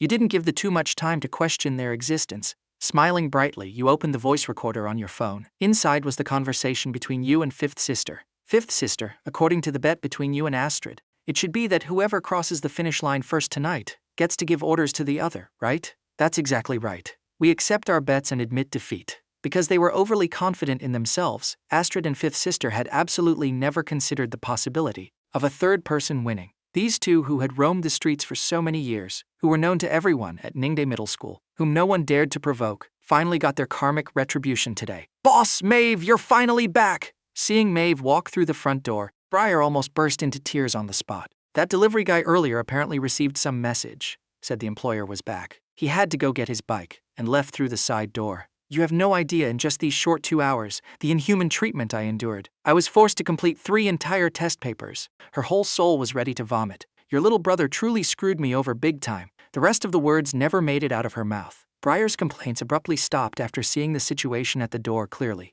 She saw you walking right in the center, holding your phone, playing video games, smiling happier than anyone could imagine. On your left, Astrid held shopping bags in her left hand and bubble tea in her right, occasionally bringing it to your lips for you to take a sip. Her face was written all over with, how did things devolve into this situation? Pure existential dread. On your right, Fifth Sister held a small fan, diligently and obediently fanning you, looking exactly like a hardworking peasant. The only thing the two had in common was probably a hint of relief amidst their bewilderment. At least it wasn't their arch-nemesis who won the race. Briar's brain completely blue-screened. What kind of ancient emperor holding concubines in both arms type of picture is this? Astrid placed the items on the table. With one hand in her pocket, she waved her hand. She teased you, sitting on the sofa. Young master, I've safely escorted you to your destination. May I take my leave now? Fifth Sister, completely focused on the game in her brother's hands, didn't hold back at all. You can roll out of here now. Goodbye. Astrid, these two siblings really share the same toss them when you're done using them face. Briar already sensed that out of the 3 people present,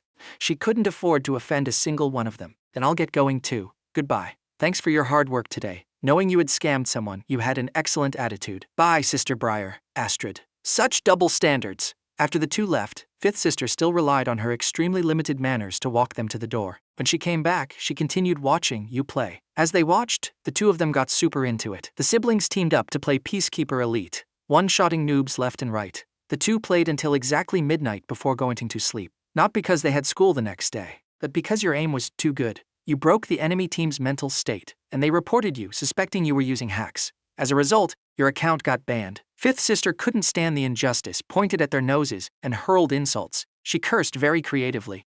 Then she also got banned by the opponents reporting her, successfully winning a 7-day vacation in the ban room. Therefore, these two siblings in distress had nothing left to do but go to sleep. Early the next morning, you were awakened by the aroma of breakfast. Fifth Sister had ordered the morning tea set from Tianjin Pavilion. From basic dim sum to specialty dishes, they were lined up in a row. Why is this siumai so green? Something's off. Let me heroically risk my life to test it for poison. Oh, this egg tart looks so fancy. I heard they did some crazy stuff with Bird's Nest. Awesome. I totally couldn't taste any difference from the ones I buy at the bakery. This crab roe soup dumpling is so damn fragrant. What kind of garbage life was I living before? I'm going to stuff my face again. What are you up to, babe? Mwah, are you there? Are you asleep? What are you up to, babe? I'm stuffing my face. Maeve, is this little brother a comedian sent by monkeys? Her brain was completely brainwashed by this tune. Eat more. Seeing you looking like you hadn't eaten in 500 years, Maeve couldn't help but feel a surge of affection. Look at her little brother. Even eating a meal looked like a starving ghost reincarnated. He was so skinny too. He definitely hadn't eaten anything good normally. Now that he's home, they have to fatten him up properly. Thanks, sis.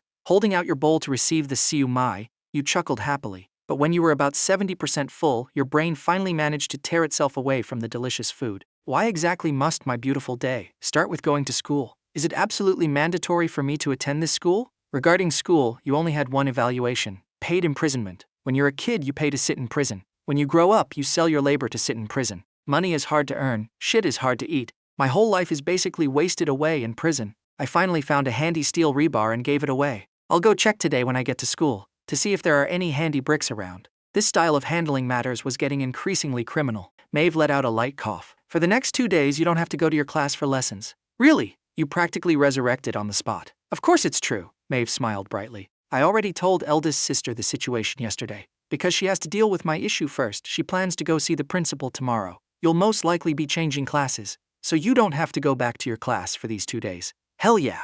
Wait a minute. You suddenly noticed a linguistic loophole. What do you mean don't have to go back to my class? It's not what I think it is it? Maeve's smile grew even wider. Fifth sister is afraid you'll be lonely at home, and it just so happens I don't have a desk mate. So I can let you experience high school sophomore life 2 days early. Are you happy? What kind of lunatic brings their little brother to school? Do you even hear what you're saying? Fifth sister, you really are a clingy little demon. It's kind of gross. Please don't do this next time. Maeve. She had no choice either. Her own failure was terrifying enough, but seeing her brother slack off was even more agonizing for an older sister. Despite being 10,000% unwilling in her heart, there was nothing she could do. The boat had sailed. Maeve was dead set on dragging you along. Class 3, Year 2 of the high school division where Maeve was located, was the elite gold class that Ningdae Middle School focused heavily on. The kids here not only came from rich and powerful backgrounds, but mostly had excellent academic records as well. Of course, that doesn't exclude a few who were forcefully shoved in. Maeve was already a legendary figure on campus, so when she dragged you in like a little chick, unsurprisingly, it drew the attention of the entire class. You trailed reluctantly behind her, complaining, "Sis, is this how you treat your boss? It's simply chilling to the bone." Maeve casually kept a grip on you, to prevent her brother from making a run for it, she replied with a lazy attitude.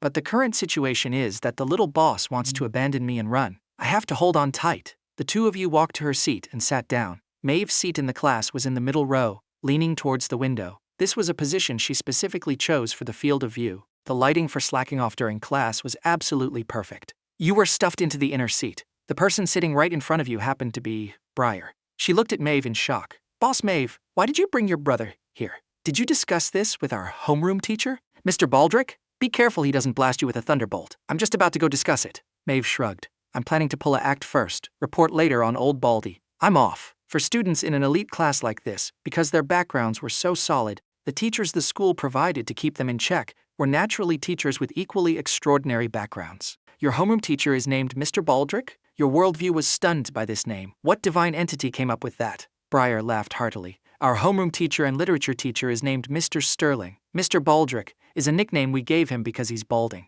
Seeing your gaze clearly expecting her to continue, Briar unconsciously sat up a bit straighter and explained eloquently. Not only that, our English teacher is called the Raging Chihuahua. History teacher is Neanderthal. Physics teacher is Flatland King Kong. Math teacher is Abs of Extinction. And our biology teacher, because he likes to spit, we call him Mr. Hawker. You were originally just half listening, but the more you heard, the less sleepy you felt. Right at this moment, a voice tinged with crying came from beside you. "Excuse me, could you let me check under your desk? I lost something." The girl standing before you had delicate, pretty features. She had the gentle elegance of a southern Watertown maiden, except she had clearly just been crying. Her eye sockets were red and slightly swollen, making her look rather pitiful. You didn't refuse and stood up swiftly. Who could reject a pretty sister's gentle request? The girl said thank you and began carefully inspecting under the desk. You took the opportunity to scoot over to Briar and whispered, "Sister Briar, who is this girl?" You felt this girl looked incredibly familiar, overlapping with a certain figure in your memory. But due to the massive change in aura, you didn't quite dare to confirm it.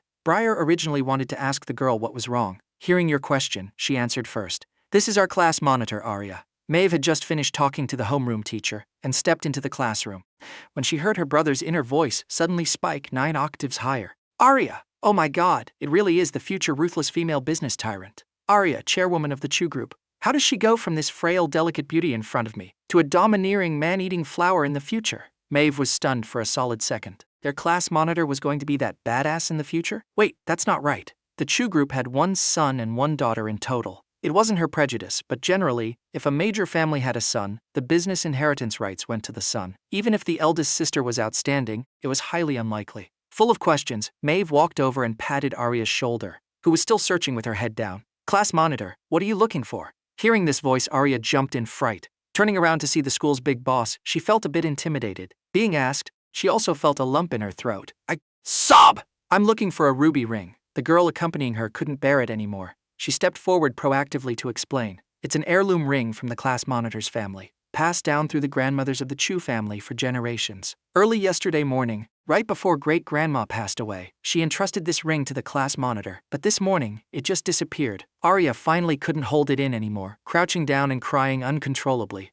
Sob, I came back to school today, originally just planning to pack my bag and rush to my grandpa's house in H-City to hand this ring to him personally, but I never expected just the time it took to go to the restroom. When I came back, the ring was gone. Hearing this situation, the other students also chimed in, offering ideas. How could it disappear? Was it stolen? How about everyone helps search their own bags? The class monitor usually helps us out a lot. Yeah, let's help each other look. Hearing this, Arya was deeply moved. Thank you, everyone. But unfortunately, after everyone searched around, they came up completely empty-handed. Arya felt absolute despair. Maeve thoughtfully asked, can you describe the situation at the time? Arya bit her lower lip, returned to her seat, and pulled out a wooden box. This wooden box had a sapphire inlaid in the center. The surrounding wood was carved with various intricate, luxurious patterns in gold. Leaning in close, you could even smell the fragrance of the wood. At a glance, it was clearly highly valuable. Arya said, this is a specially made puzzle box. It requires a specific sequence of movements to open. She pressed her fingers against the wooden box a few times.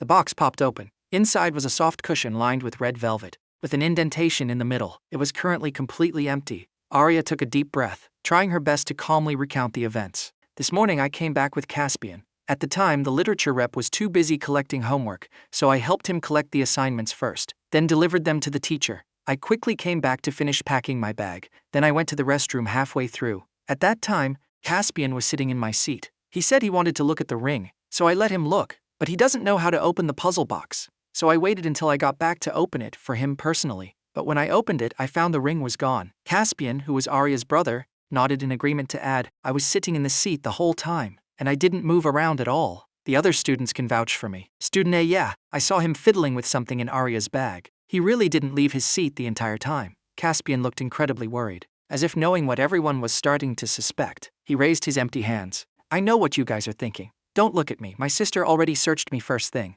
Caspian complained. Patted me down from head to toe, short of stripping me naked. Hearing this, Arya felt a bit guilty for suspecting her brother earlier. I'm sorry, Caspian, Maeve frowned, but no matter how you looked at it, this guy Caspian was the most suspicious. After all, Arya hadn't broadcasted that she was carrying the ring, but according to the other students, he really hadn't left his seat. Then who could it be? I remember this incident now. Maeve's eyes lit up. She hurriedly turned to look at her little brother. You are currently carefully scouring your memory palace. Back then, when you followed your sisters and grandpa around, you didn't have many hobbies, but you loved listening to them gossip, especially if it was mind-blowing tea. Among them, while sticking close to fifth sister, you happened to hear the gossip about this future female business tyrant. This brother of Arya's, Caspian, is absolutely no good. If I remember correctly, the Chu family is an extremely patriarchal family. Only the great-grandma truly loved her granddaughter. But despite saying that, they are a wealthy family after all. On the surface, they still provided what a daughter should have. Maeve nodded secretly. That was indeed the Chu family situation. This Caspian looks like a rule-abiding guy on the surface. But behind the scenes, he plays dirty. He once bullied and pressured a girl for a long time. Maeve. Such a thing actually happened. That girl had a poor background. She got in purely based on her academic grades. Because of this incident, she was tormented to the brink of a breakdown. She finally gathered the courage to report to the police. But this scumbag found out. That girl had a gambling addict father. The scumbag threw money directly in the gambling father's face and told him to handle the situation. The very next day, the girl was forcefully withdrawn from school by her father and then sold off to some family in a rural village. Maeve's gaze toward Caspian had shifted from looking at a person to looking at a piece of garbage. This guy truly deserves to die. As if destroying one girl wasn't enough, now he's coming to ruin his own sister. He's the one who stole it. Because this scumbag recently took a liking to the campus belle of the neighboring university. But the other party doesn't give him the time of day. Later, this ruby ring ended up in that campus belle's hands. Arya was kept in the dark for a very long time. She never knew the truth. Because of this incident, her already unfavored status in the family plummeted even further. She was even directly banished to live in a dusty, tiny attic. It was only when that campus belle took the ruby to an auction that she saw it, confronted Caspian, and finally learned the truth. The sheer hatred. I remember the trending topics at the time were completely flooded with Caspian's overwhelming scandals. In order to ensure the corporation she had worked so hard to obtain wasn't dragged down, Arya chose to publicly reveal parts of how she was treated in the Chu family all those years. Through a series of investigations, she directly tracked down the girl who was sold to the mountains. That girl held the evidence of Caspian's crimes from back then. Two women, harboring deep-seated hatred, hit it off instantly and sent this guy straight to prison. Because Arya had lived such a miserable life back then, the Chu group's stock didn't drop, it actually soared. The other party successfully used suffering as a stepping stone to climb higher step by step. As for that girl, in the future, she became Arya's chief secretary, fiercely loyal. Hearing this, Maeve felt a sense of admiration. But the key issue right now is knowing who the culprit is. But where on earth is the item? After waiting for half a day with no response, Maeve decided to take the initiative. She casually leaned against the wall, rubbed her little brother's head, seemingly very distressed, and let out a sigh. Little brother, they've searched the entire classroom. Where do you think it could be? You hadn't figured out how to tell fifth sister yet. The item is hidden in. Your inner voice was filled with distress. You recalled that you actually did know this piece of information. It was one time when fifth sister came back from a class reunion. According to what she shared with you, Arya was quite drunk at the time and spilled the truth of what happened that year. It turns out the ring back then was hidden inside that guy's personal nether vault. Maeve subconsciously touched her own backside. This guy is way too freaking daring. Who on earth could possibly guess that? You felt the exact same way. I've only read in certain novels about soldiers using this method to smuggle silver. I never expected to see someone pull this off in real life. But if that's the case, how should I tip off this sister? Maeve froze. She hadn't expected you would actually step in to interfere. My little brother is so incredibly kind. If it were a normal person encountering this, they would just hang their concerns up high and mind their own business. Because even if they said it, nobody might believe them. But my little brother knows there are tigers on the mountain, yet he marches towards them. What a good kid! You had no idea why fifth sister was looking at you with such a gratified expression. But you didn't overthink it. Finding a pen and paper, you started writing. Helping out this time wasn't because your sympathy was overflowing.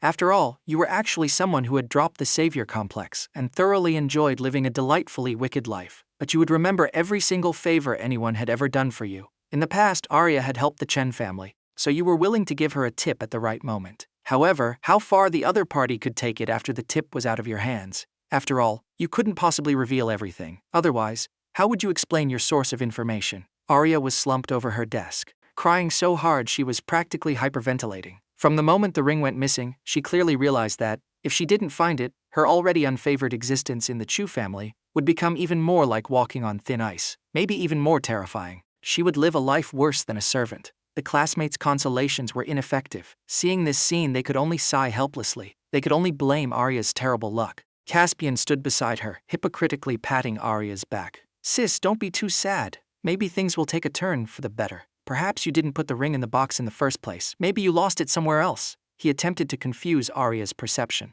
Human psychology works like this. If someone repeatedly questions one of your beliefs, the owner of that belief will gradually start doubting their own memory. Caspian was using exactly this method. He needed to lower his own suspicion level as much as possible. Impossible. Arya was incredibly certain. I checked it no less than 3 times. I absolutely placed it in the wooden box. After saying that, she bit her lip, feeling wronged, lowered her head, and started crying again. Caspian shook his head helplessly. Sis, please stop crying. A crisp voice drifted over. Arya froze and slowly raised her head. A piece of tissue paper approached and gently wiped the tears from her face. You revealed an obedient, sweet smile. Sister, you look so pretty. You look much more beautiful when you smile. Arya pursed her lips. She already knew this was fifth sister's little brother. Crying in front of a younger brother made her feel a bit embarrassed. She was just about to force out a smile when something was suddenly shoved into her hand. Arya was startled. Sister, have a piece of candy.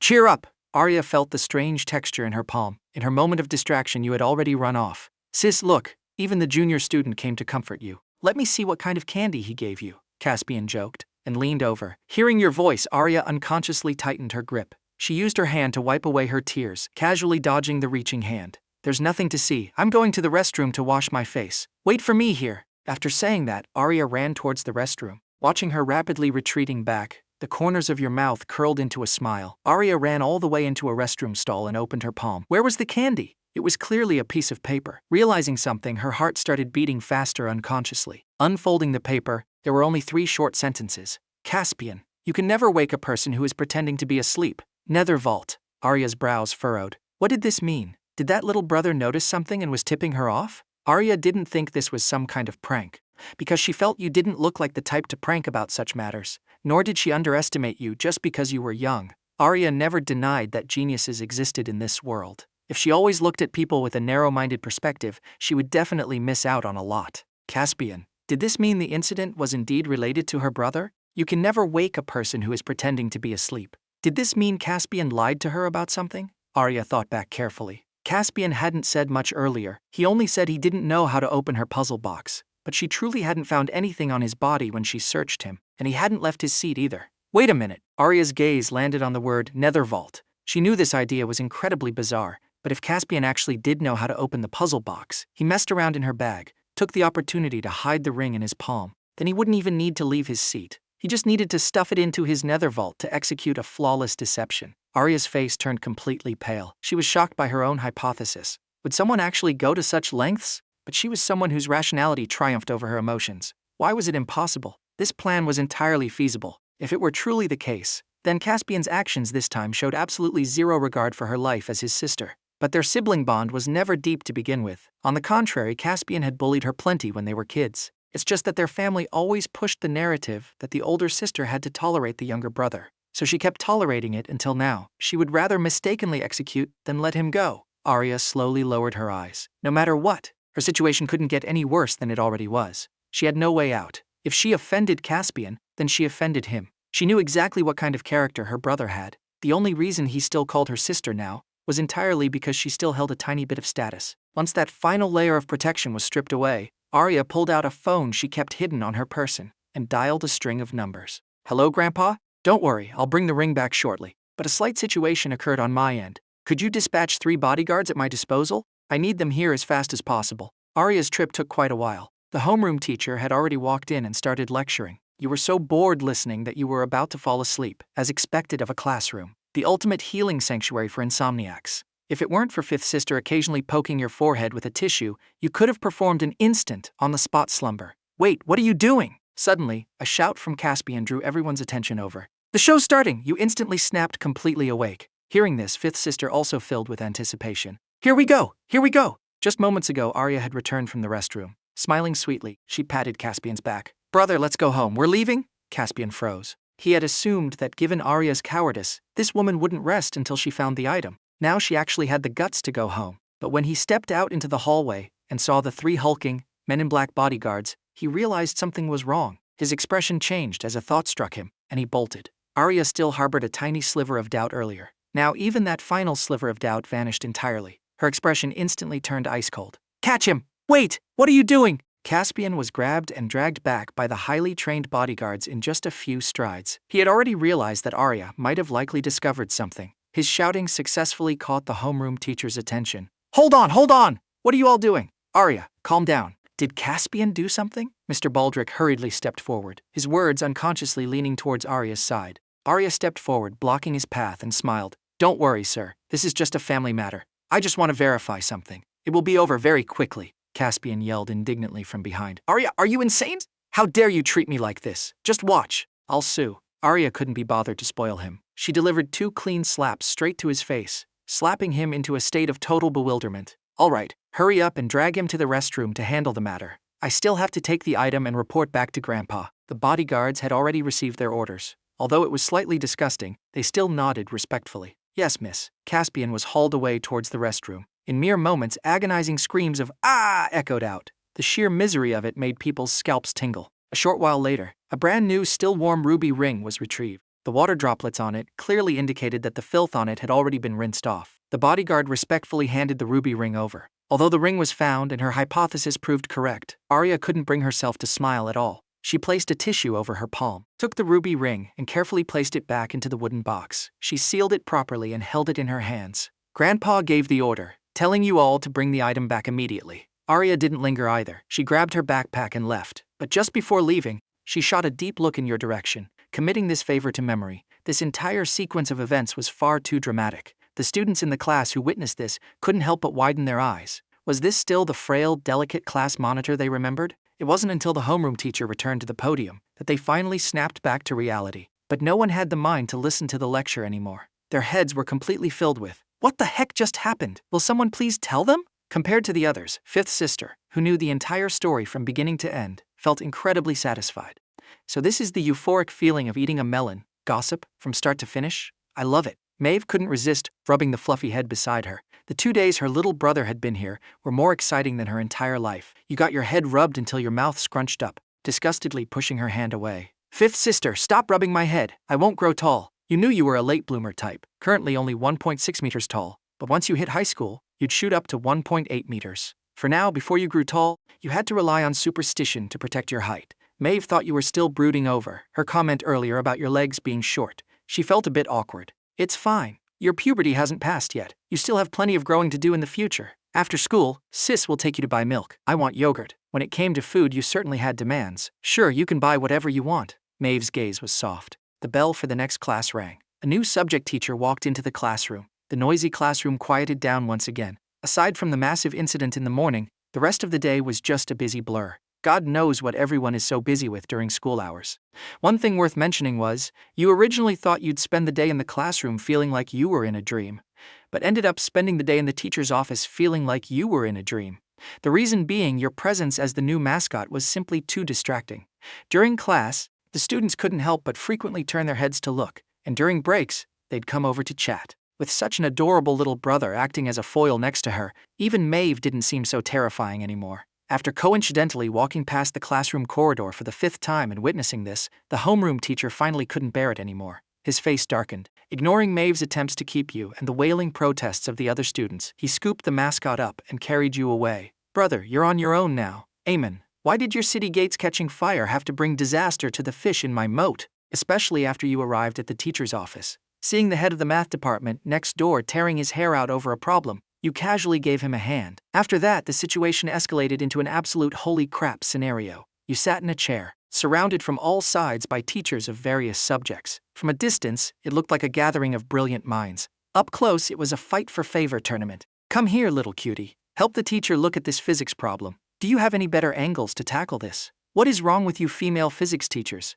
Didn't our math department get here first? Haha, get out of here. You stinky men stay out of the fun. So the gloves are finally coming off, huh? Then don't blame us. Brothers, deploy the spicy strips. Show them our snack arsenals. If we don't have enough, go raid the classrooms. You even know how to do civil service exam questions. Are you really only 14 years old? What on earth is wrong with this generation? Hurry up and pass on your experience to help the teacher pass the exam. In the office after class, quite a few class reps from class 3 and other classes coming to drop off materials saw this scene and leaned in curiously, and then left in a dazed, hollow state. According to other students, when the class reps returned, their entire bodies practically radiated a single sentence. I am so freaking sick of this life where I'm dumber than the old and dumber than the young. Maeve went to take a look, and her brain completely short-circuited. She wanted to charge in and rescue her brother, but was ordered by the other teachers to go play somewhere else. She might usually be wild and untamed, but she was still the darling of the teachers. Yet Maeve suddenly felt like a piece of insignificant weed. She finally,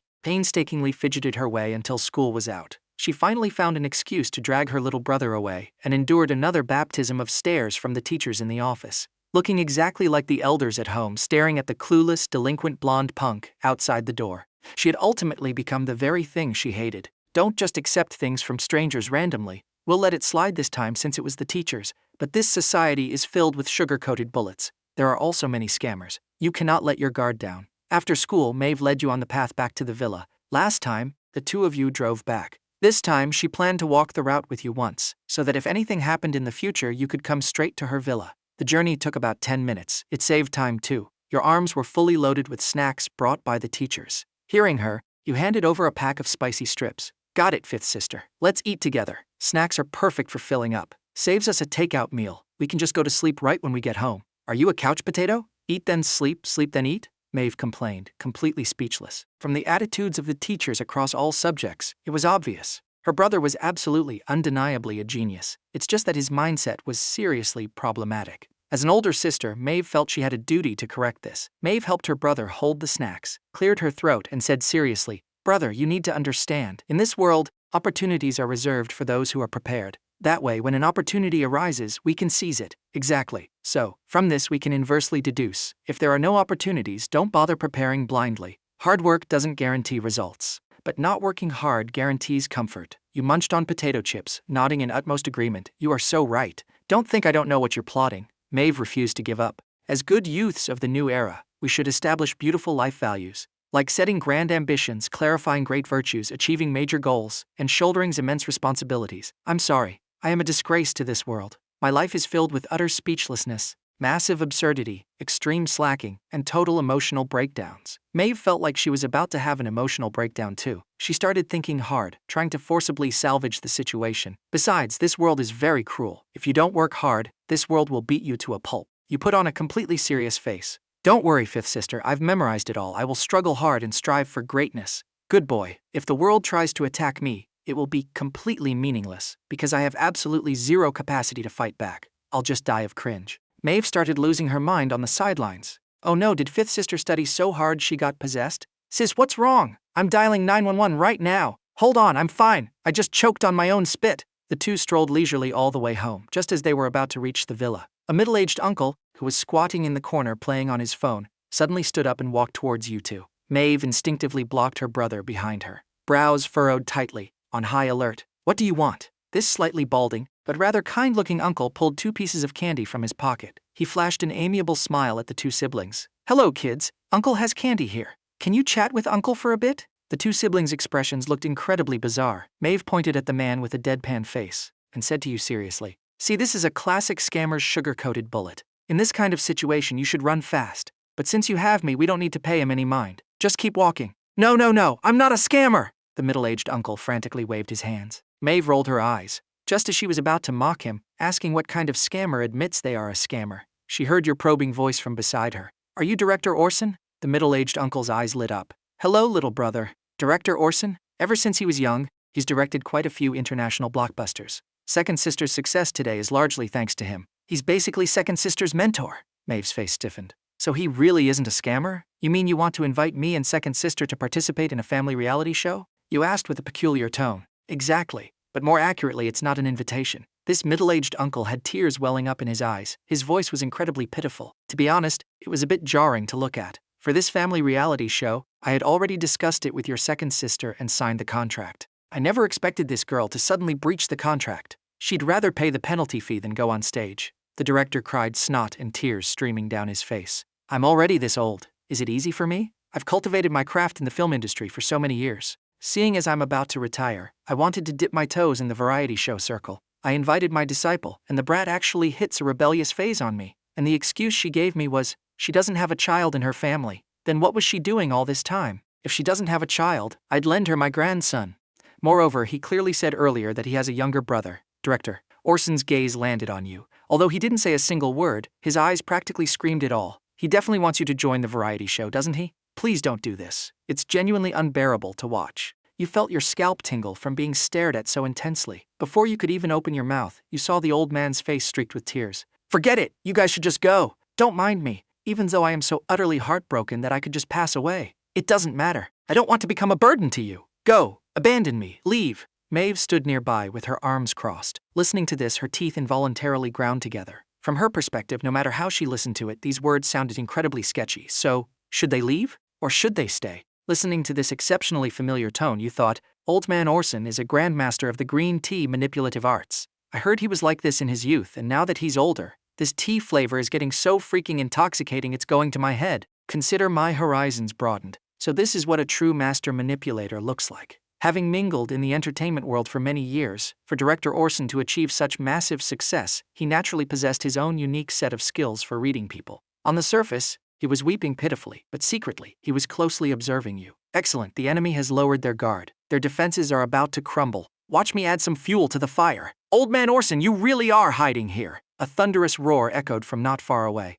accompanied by the terrified scream of an innocent bystander. With background sound effects straight out of a zombie apocalypse survival movie, a woman, covered in fake blood, wearing tattered and torn clothes, with disheveled hair and a twisted, terrifying expression, came sprinting darkly and contortedly toward you. Zombies! Holy crap! Retreat! Retreat! Retreat! Director Orson's face turned completely pale with fright. Maeve hoisted her little brother, who was peacefully waiting for death, onto her shoulder and bolted. Come back, it's me! Elara shouted at Maeve's back, who was sprinting so fast she was about to leave an afterimage. The two of them turned back around. Elara, haven't seen you for a few days. Why have you become so ragged? Maeve looked the other party up and down. Being reminded of a sore subject, Elara grumbled in a bad mood. I'm tired of playing main characters. I want to broaden my acting path. I want to play a random extra. Is there a problem? A problem, no, Maeve said incredibly bluntly. But weren't you previously dead set on accompanying some guy? How do you have the leisure to play a background character now? Director Orson leaned over at this moment. That's actually not the case. This girl recently said she was under too much stress and needed to play a zombie to relax her body and mind. Elara's sudden premonition of disaster came true in the very next second. You nodded thoughtfully. Ah, I see. Putting it that way, Elara really has been under far too much stress lately. As expected, if one doesn't erupt in silence, they become a total psycho in silence. Seeing how pitiful Elara is, I won't tell Maeve the heart-wrenching truth that Elara's pristine white moonlight is actually a scammer who tricked her out of her money and feelings for years. Thank you, but my sister's dignity has already been completely obliterated. Elara looked expressionlessly at her fifth sister and raised her fist, displaying an aura of if you dare to laugh, you will die right here today. Maeve forcefully pinched her own thigh. She ran through every sad memory of her entire life just to stop herself from letting out a goose-like honk of laughter. Must not laugh, must hold it in. Otherwise, Elara would absolutely throw hands. Finally, seeing her younger sister choke back her smile, Elara turned to Director Orson. Hey old man, I recall I already rejected you before, saying I wouldn't participate in this family reality show. Why did you track me down here? I'll just pay you the breach of contract penalty. Do I look like I lack your measly penalty fee? Director Orson was so angry his mustache fluttered. What I want is you as a person. We had everything agreed upon. Why on earth did you reject it? The other party was her mentor. Elara couldn't bring herself to speak too harshly, nor could she tell the truth that the scamming white moonlight, Lucius, was also participating in this exact show. It wasn't because she still harbored any lingering feelings. Even if she had a microscopic shred of reluctance before, it had vanished completely when Seraphina revealed that the guy helped that traitorous assistant steal company documents. To her, the other party was now an enemy. Not only would she show no mercy now, she intended to brutally suppress him. Participating in the variety show was naturally an opportunity to do so. But if it was a family reality show, it would inevitably drag you into it. She really didn't want her little brother to get caught in the crossfire. Thinking of this, she decided to hand the choice over to you. Anyway, based on her current understanding, this kid was so lazy he definitely wouldn't want to do any work, because my brother still has to go to school. He's not willing to participate in the variety show. If you don't believe me, ask him. You looked bewildered. How did this blame suddenly land on your head? Meeting old man Orson's burning,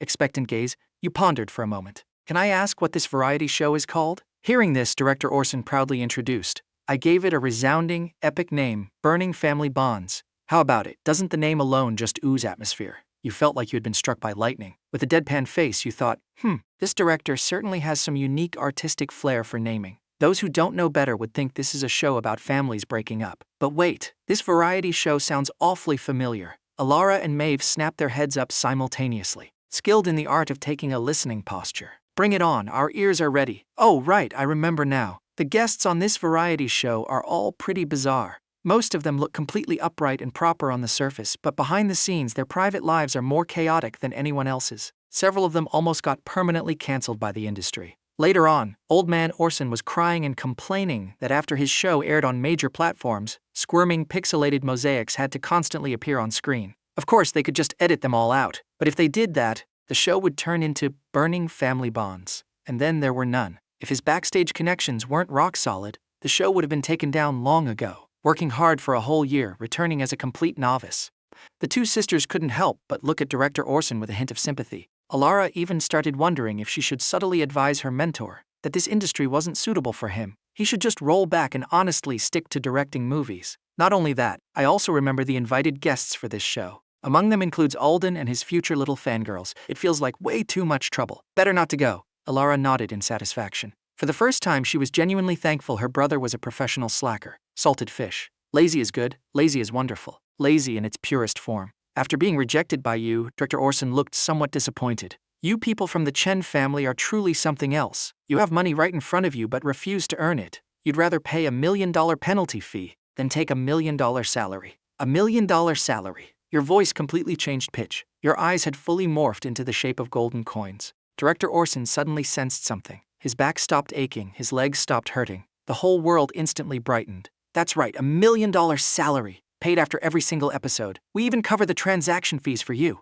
Oh crap! Elara realized things were about to go terribly wrong. This salted fish wasn't just purely lazy. He also purely loved money. You whipped out your phone. Here is my bank account number, my WeChat ID, and my QQ email. When the time comes, just wire my salary directly into these. Old man Orson, utilizing the hand speed forged from 20 years of marriage, rapidly scanned the QR code and added you as a friend. Excellent, I'll send you the contract later. The show officially starts filming the day after tomorrow. The production crew will come directly to your door. Elara plunged into silence. Seeing this development, Maeve gloated and patted Elara's shoulder. Because she was the youngest since childhood, she had always been in the position of being bossed around. When had she ever seen her older sisters suffer a loss? Sis, how does it feel? Is your heart feeling icy cold right now? It's fine. Later, when you go to Grandpa and eldest sister to explain this, you will feel an even deeper, more profound despair. Elara slowly turned her head, revealing a bone-chilling smile. Before that happens, I will make you despair first. You found a chair and sat down, crossed your legs, and quietly admired the battle unfolding before you,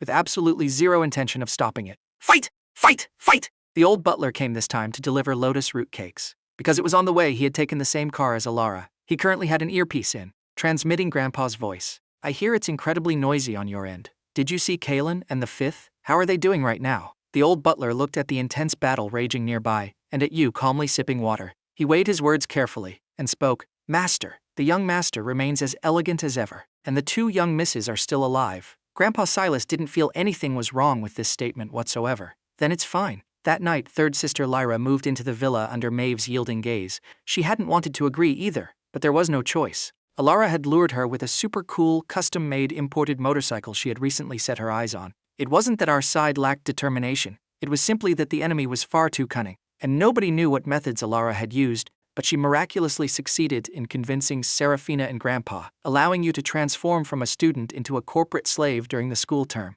However, the corporate slave himself was already starting to regret it. Damn it. I didn't know this garbage show actually requires waking up at 6 a.m. How is this any different from going to school? Isn't the whole point of making money so I can sleep? Eating then sleeping, sleeping then eating. This is the life I rightfully deserve. So exactly how did you manage to convince eldest sister and Grandpa? Maeve glanced at you, currently curled up on the sofa aggressively playing video games. Under the guise of recovering your physical and mental health, she turned to ask Elara.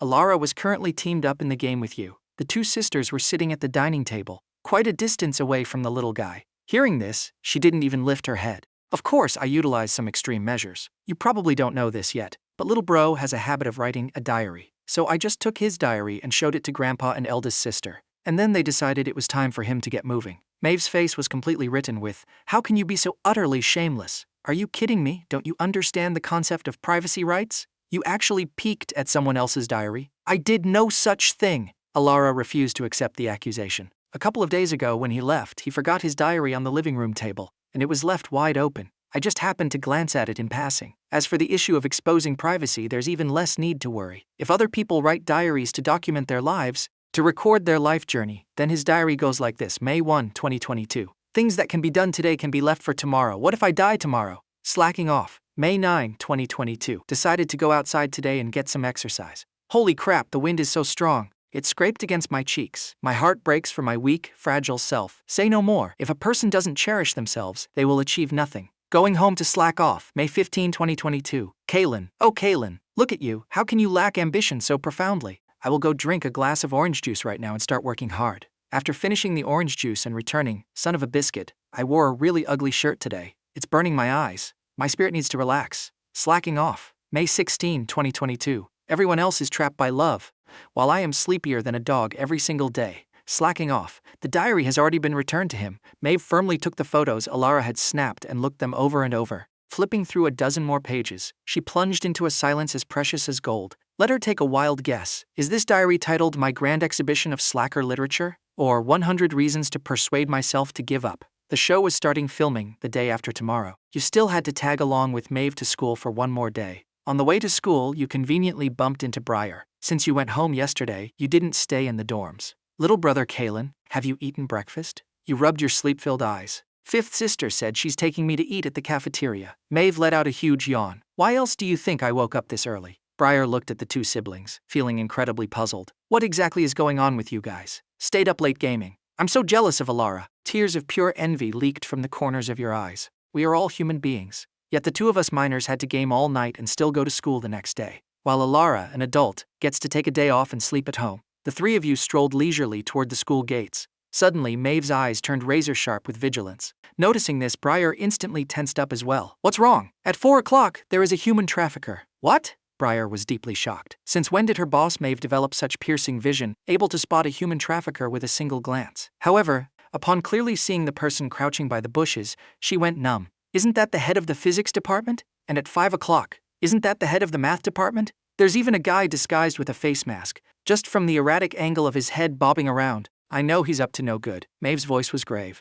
Briar gave her the ultimate old man on the subway looking at his phone meme stare. Isn't that the head of the chemistry department, the vice principal? Ignore them. They are human traffickers. Maeve slipped off her backpack and tossed it at Briar. Hold this for me. We're taking another route. After saying that, she directly scooped you up, as you were still half-conscious, and carried you away like a little chick, breaking into a sprint. Hey, wait for me. Briar had no choice but to hug the bags and sprint wildly behind them. The three of them ran all the way to the high wall at the back of the school. Looking at the towering wall, Briar's mouth twitched. You've got to be kidding me. Are you sure we are going to school and not skipping school? Besides, this wall is way too high. Before her words even finished echoing, a sharp gust of wind blew past her. Maeve had already vaulted over it cleanly. With incredible agility, she dusted off her hands. You can come over now. Even if you say that, I can't. From the other side of the wall, Maeve suddenly sounded like she discovered something. Hey, isn't that your crush? Maeve turned her head. Briar had already vaulted over with the grace of flowing water. She elegantly flipped her hair. I was just telling you a joke earlier. It wasn't actually that hard. Where's my crush? Maeve couldn't be bothered to entertain her. She ruthlessly stated, I lied to you. Then she shouted towards the other side of the wall. Little brother, come on over. I will catch you. That's right, don't worry. I will catch you. Maeve and Briar whipped their heads around in pure shock, looking like they had seen a ghost in broad daylight. Gym teacher, why are you here? Don't come any closer. However, it was already too late. Hearing the voices, you found a spot, vaulted over the wall, and fell straight into a pair of massive arms. You and the 2-meter-tall gym teacher stared at each other in awkward silence. Your head was full of question marks. Briar and Maeve watched helplessly, as you were thrown over a shoulder and carried off at a sprint. Maeve was absolutely flabbergasted. Holy crap, are you guys bandits? Even the gym teacher is coming out to snatch people. At the same time, from the window of an office on the 5th floor, the head of the biology department watched this scene through binoculars, her red lips parting slightly. As expected of my husband, what tier do you amateurs think you're in, trying to steal people from me? It's simply the biggest joke in the world. She turned her head and smugly looked at the other teachers or department heads. We had a deal, you know. No one is allowed to disturb us this morning. After saying that, she turned to the teachers in her own department. That topic about cells we were discussing halfway through last time. We will continue it this morning. As expected of our department head, truly 666. Awesome. That generation full of cunning tricks has finally grown up. Other departments, damn it, they actually called for outside reinforcement. Brother Xiao, don't be sad. In novels, snatching people is illegal and lethal. In reality, snatching people is legal but mentally deranged. Look on the bright side, we are simply still young. Briar sympathetically patted Maeve's back. Having lost her little brother, Maeve felt terrible. The worst part was, the teachers qualified to teach the gold class all had outrageously solid backgrounds. She couldn't even complain about it. The two returned to the classroom and noticed the atmosphere in the room wasn't quite right today. Just as Maeve was about to step inside, at her desk, Arya was standing there, holding a bouquet of roses, leanings against the desk waiting for someone. Seeing Maeve, a bright smile instantly bloomed on her face. Student Chen, you're here! Her voice was incredibly gentle. The expression on Maeve's face stiffened. It couldn't be what she was thinking, right? Arya had already jogged over. The surrounding students immediately widened their eyes, terrified of missing a single detail. To tell you the truth, this is the breakfast I made with my own hands this morning. A flush of red crept up Arya's face. Also, I bought these flowers. For you. Maeve froze entirely like a block of wood, totally passive in the situation. I know this might seem a bit forward, but could you please help me pass this bouquet and breakfast to your little brother, Kaelen? I want to thank him. Arya embarrassedly twirled her hair with her finger. Maeve felt she was suffocating. She seriously needed oxygen. What is wrong with all these people? Every single one of them is trying to poach her little brother. If it's inconvenient, you can just give me your address. I can deliver it personally. Oh, so it's for me. You popped your head out from the doorway, followed closely by the dean of students who rushed out at the same time. He almost performed a sliding tackle on the spot. What the heck? He actually thought some student had the audacity to confess their love right in the middle of the classroom. Sister, I'm right here. You wedged yourself between the two. Arya's eyes lit up, and she immediately shoved the items into your hands, raising a hand to pat your head. I thought you weren't coming today. The two of you walked out to the hallway. Maeve glanced over, hesitated for a moment, and followed from a distance, keeping a bit of space to avoid disturbing the two of you too much. Finding a spot in the hallway with few people, Arya solemnly expressed her gratitude for what happened yesterday. Thank you so much, little brother Kaelen. It was all thanks to you yesterday. These are a token of my appreciation. I hope you'll accept them. You didn't stand on ceremony with her, generously accepting them. Thank you, sister. Arya hesitated for a moment but finally couldn't help asking, little brother Kaelen, is it convenient to tell me exactly how did you discover the truth yesterday? Of course it's because I heard it, but I obviously can't say that. You quickly came up with a vague explanation. It was basically based on observation combined with a bold hypothesis that's led to the conclusion. Oh right, that girl who was bullied by that scumbag was also really pitiful. That future executive assistant sister was pretty good to us in the past. I definitely have to help her out here. You thought for a moment and said, plus, I happened to witness that guy doing something bad before, so I was already a bit suspicious. Your face showed a hesitant expression, a mix of truth and fabrication. Arya originally just asked casually, but hearing this, she suddenly realized something. Who else could that guy be? It could only be Caspian. Arya smiled amiably. Can you tell me what exactly you saw? Life is a play. It all relies on acting skills.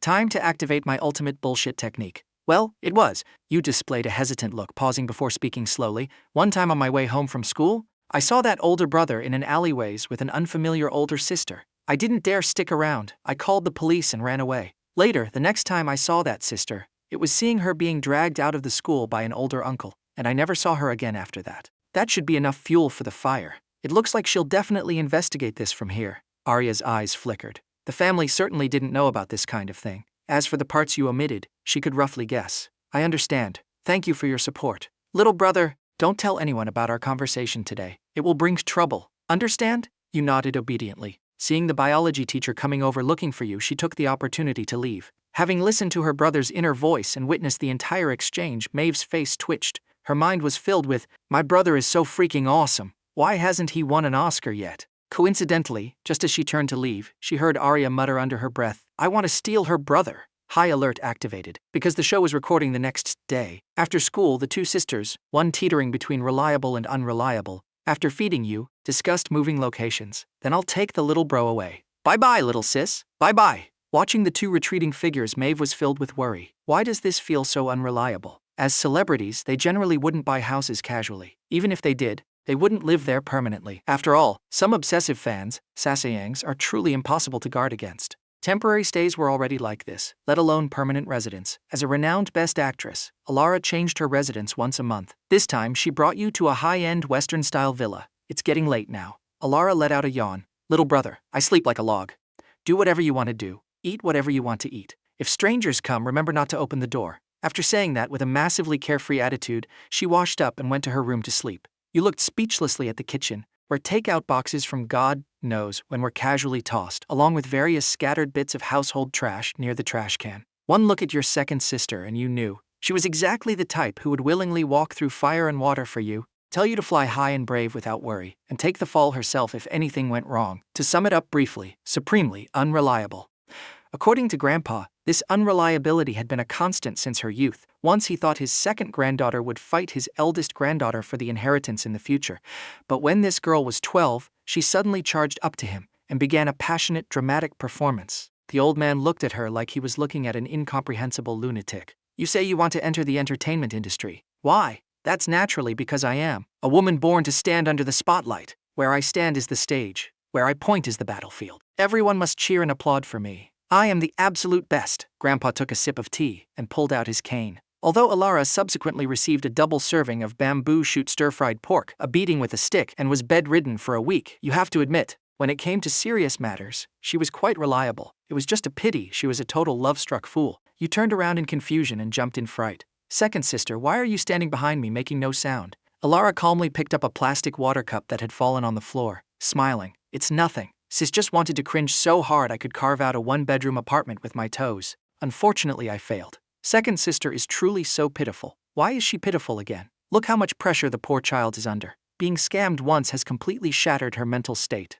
Elara chose to take direct action. You suddenly felt your back collar being lifted. Your entire body was picked up like a puppy, scruffed by destiny. Sis, what are you doing? Get your butt to sleep. If you don't sleep before 9 p.m. during your growth spurt, you'll end up a shorty. Shut up and rest. Early the next morning, at 5 a.m., the sky was still dim.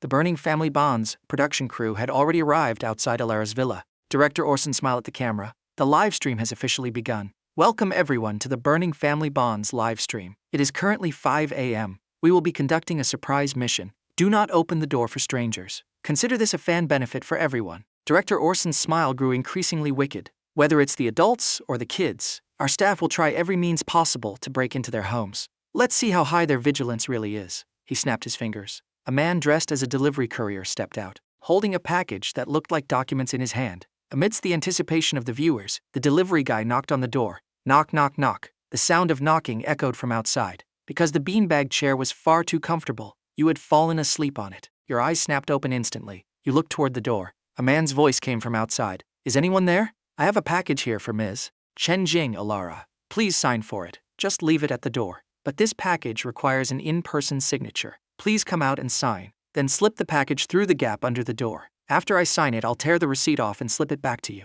Only document-type packages require a signature. And this type of package generally has one characteristic. They are thin. Slipping it under the door was more than enough space. The person on the other side hesitated for a moment. I'm sorry, could you please just open the door and sign for it? It's not very convenient. You slowly narrowed your eyes. Why is this guy spouting so much nonsense? You absolutely didn't want to go wake up second sister. Her mental state was already hanging by a thread. If she didn't even get enough sleep, what if she went completely crazy and started running wild on the streets? It's really not convenient on my end either. How about you come back in an hour or two? The delivery guy's voice finally lost its calm, sounding slightly tearful. Please don't joke around. Hurry up. After I deliver this package, I have to go to the company to collect my pay. My family member needs surgery and we desperately need the money. I'm so anxious I don't even want to live anymore. The two of you went back and forth like doing Tai Chi. One push, one pull. Finally, you were the first to yield. Is that so? I'll be right there. You did a donkey roll off the beanbag chair, yanked a long, slender stun baton out of your backpack and charged forward. Then, without a shred of hesitation, you flipped the switch and jabbed it viciously through the gap under the door. Psst, psst, psst, psst, psst, psst, psst. Following a string of unintelligible gargling noises,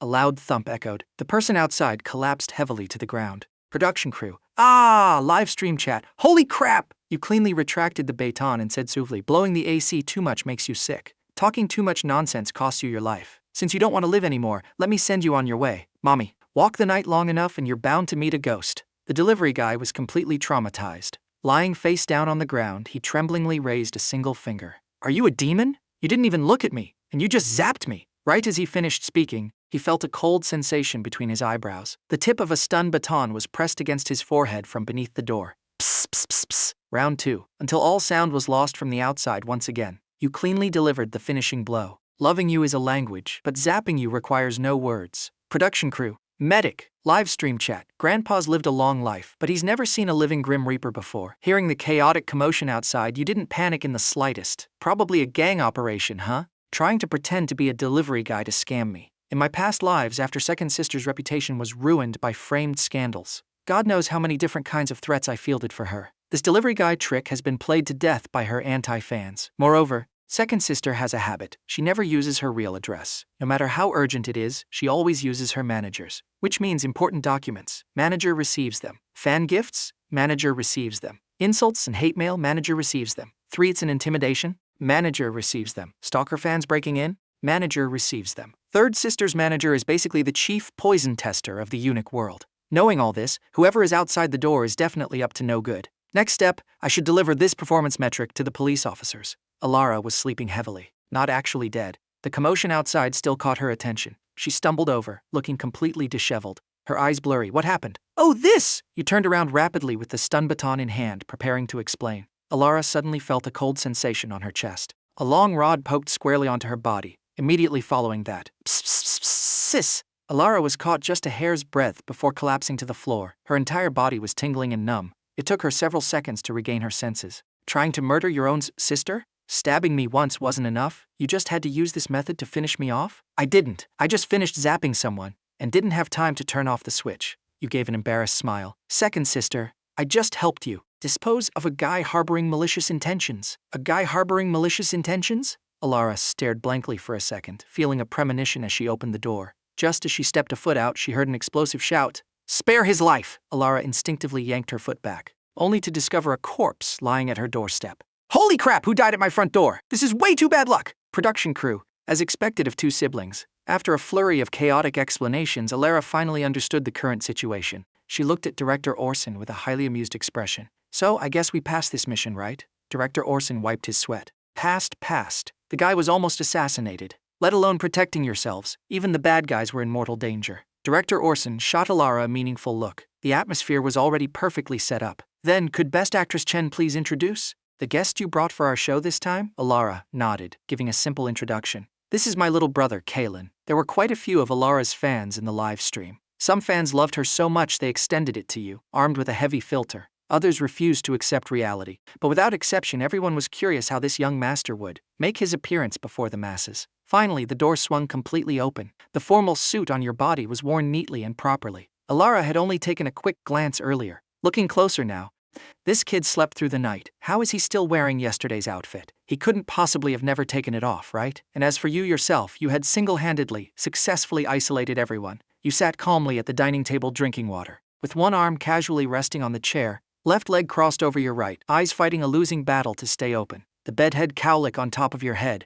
caused by sleeping, bobbed lazily up and down along with its owner's drowsy nodding, looking like you could perform a collapsed into a coma act at any second. Under Elara's forceful demands, you finally went and changed into a new outfit. I really can't deal with you. Second sister is just way too unreasonable. Why don't school uniforms count as formal wear? I demand justice for school uniforms. Don't think I can't tell. You were just too lazy to find clothes. I'm speechless. If being a slacker, salted fish, was a martial arts realm, you would have already ascended to godhood. Per the production crew's requirements, the guests all gathered and boarded a bus heading to the first filming location. On the bus, the guests gathered for the first time.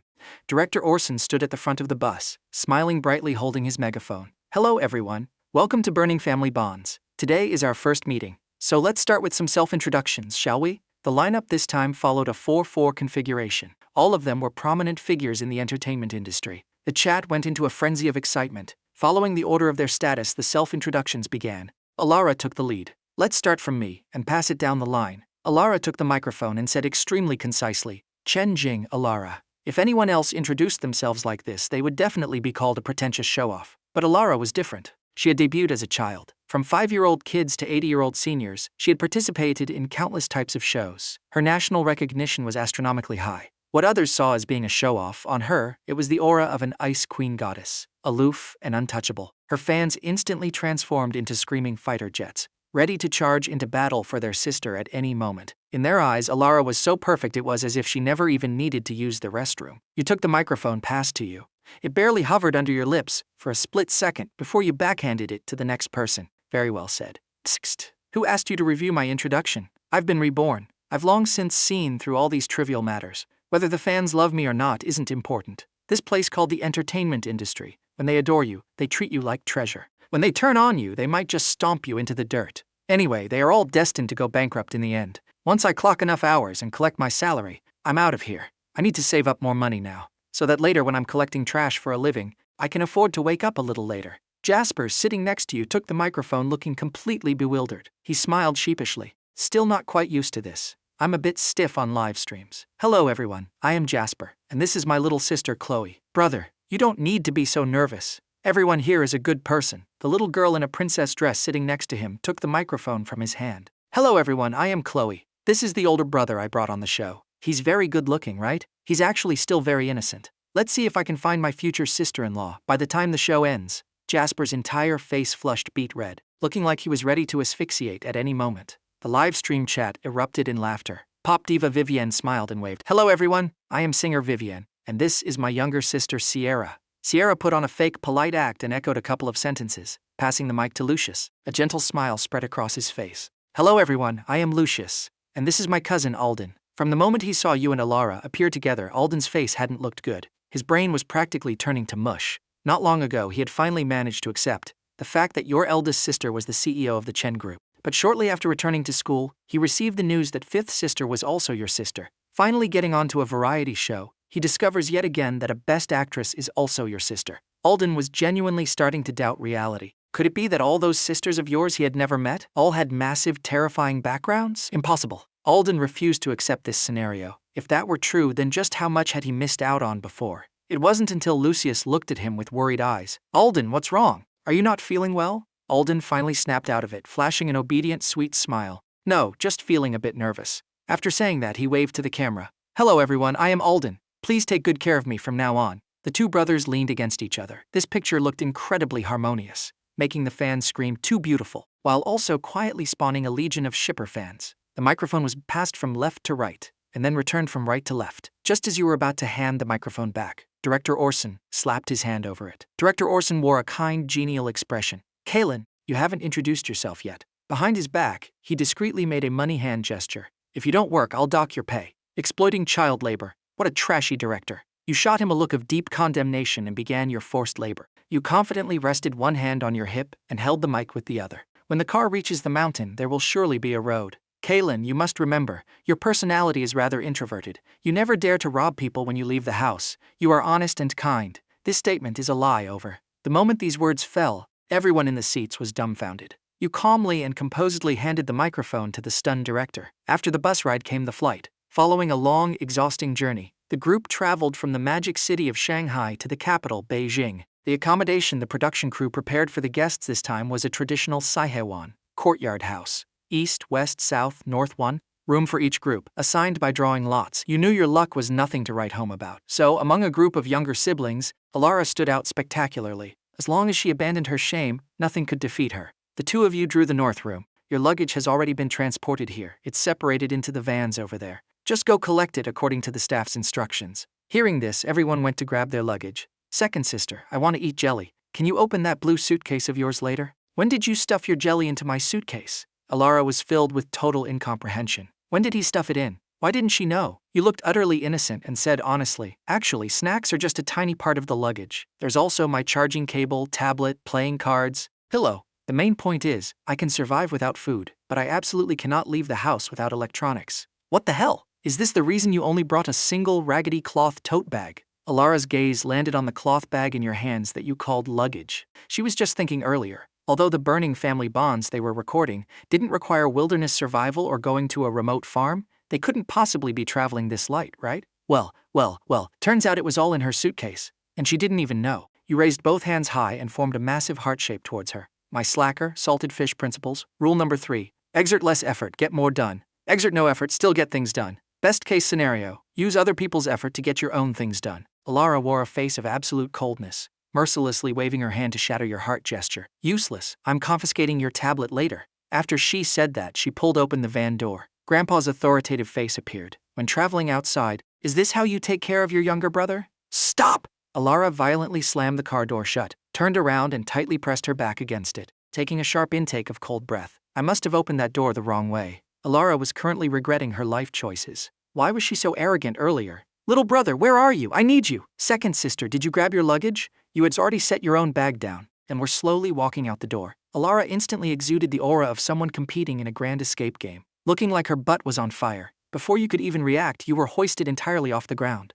Elara grabbed you and ran. "Grab? Grab what? Don't you know time waits for no man? Let's hurry and get on the production crew's vehicle. We'll grab it when we come back." This sensation of my feet leaving the ground is so damn familiar. So what if you have long legs? Everyone just loves picking me up and carrying me away. You held a grudge for less than a second. Forget it. Actually, being carried isn't so bad. At least I don't have to move. You chose to embrace the slacker life. Once the guests had their luggage sorted, they boarded the bus and set off again. Director Orson stood at the front. "Today is the first episode of our show, so we're taking everyone to experience the characteristic architecture of Beijing, the residence of the calligraphy master Mr. Orion, which is open for public ticketed tours. For this trip, we also specially invited Mr. Orion himself to give us a personal guided tour." Orion. Lyra found this name inexplicably familiar. Then your inner voice echoed in her ears. "Orion? Isn't this the nickname second grandpa uses when roaming the industry? His real name is Chen Mo." Got to admit, changing it up sounds quite cultured. Elara had a sudden epiphany. No wonder it sounded so familiar. It was second grandpa.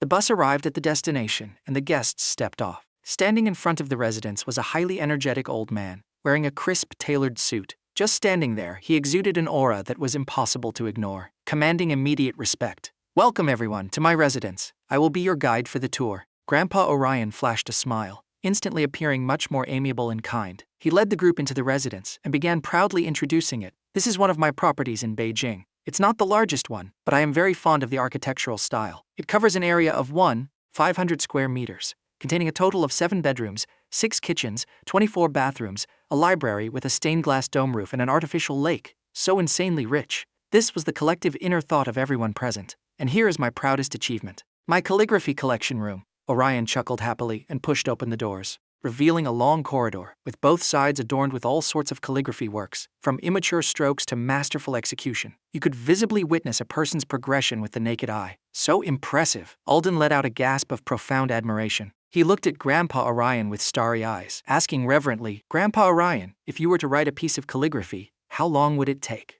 Orion chuckled. That's hard to say. As short as 10 minutes, as long as a few days or hours. Then how many hours a day do you have to practice? At least 8 hours. Wow, that's amazing. Hearing the sounds of praise by his ears, Orion nodded, utterly unfazed. Seeing that Alden still wanted to talk, Orion realized this kid seemed to be clinging to him for conversation. Having navigated the social jungle for so many years, he knew that in entertainment industry terms this was called clout chasing. He wasn't having any of it. Orion found an excuse and walked away. Alden naturally didn't want to provoke the disgust of such a senior figure. No matter how unwilling he was internally, he knew when to stop, and tactfully walked away. But who would have expected that in the blink of an eye, that old man smoothly glided right over to your side? Grandpa Orion leaned in and subtly tilted his chin towards Elara. How does it look? Elara nodded without a second thought. It's quite nice. And, compared to your grandpa's calligraphy, how is it? Hearing this, Elara massaged her temples helplessly, and stealthily switched off her microphone. Second Grandpa, are you still throwing a tantrum against Grandpa? You two brothers have been at it for so many years. Why on earth is your relationship so bad? Hearing this topic, Orion lost all interest. He waved his hand. Just as he was about to brush it off with a few perfunctory words, he heard an unfamiliar voice ring out beside his ear.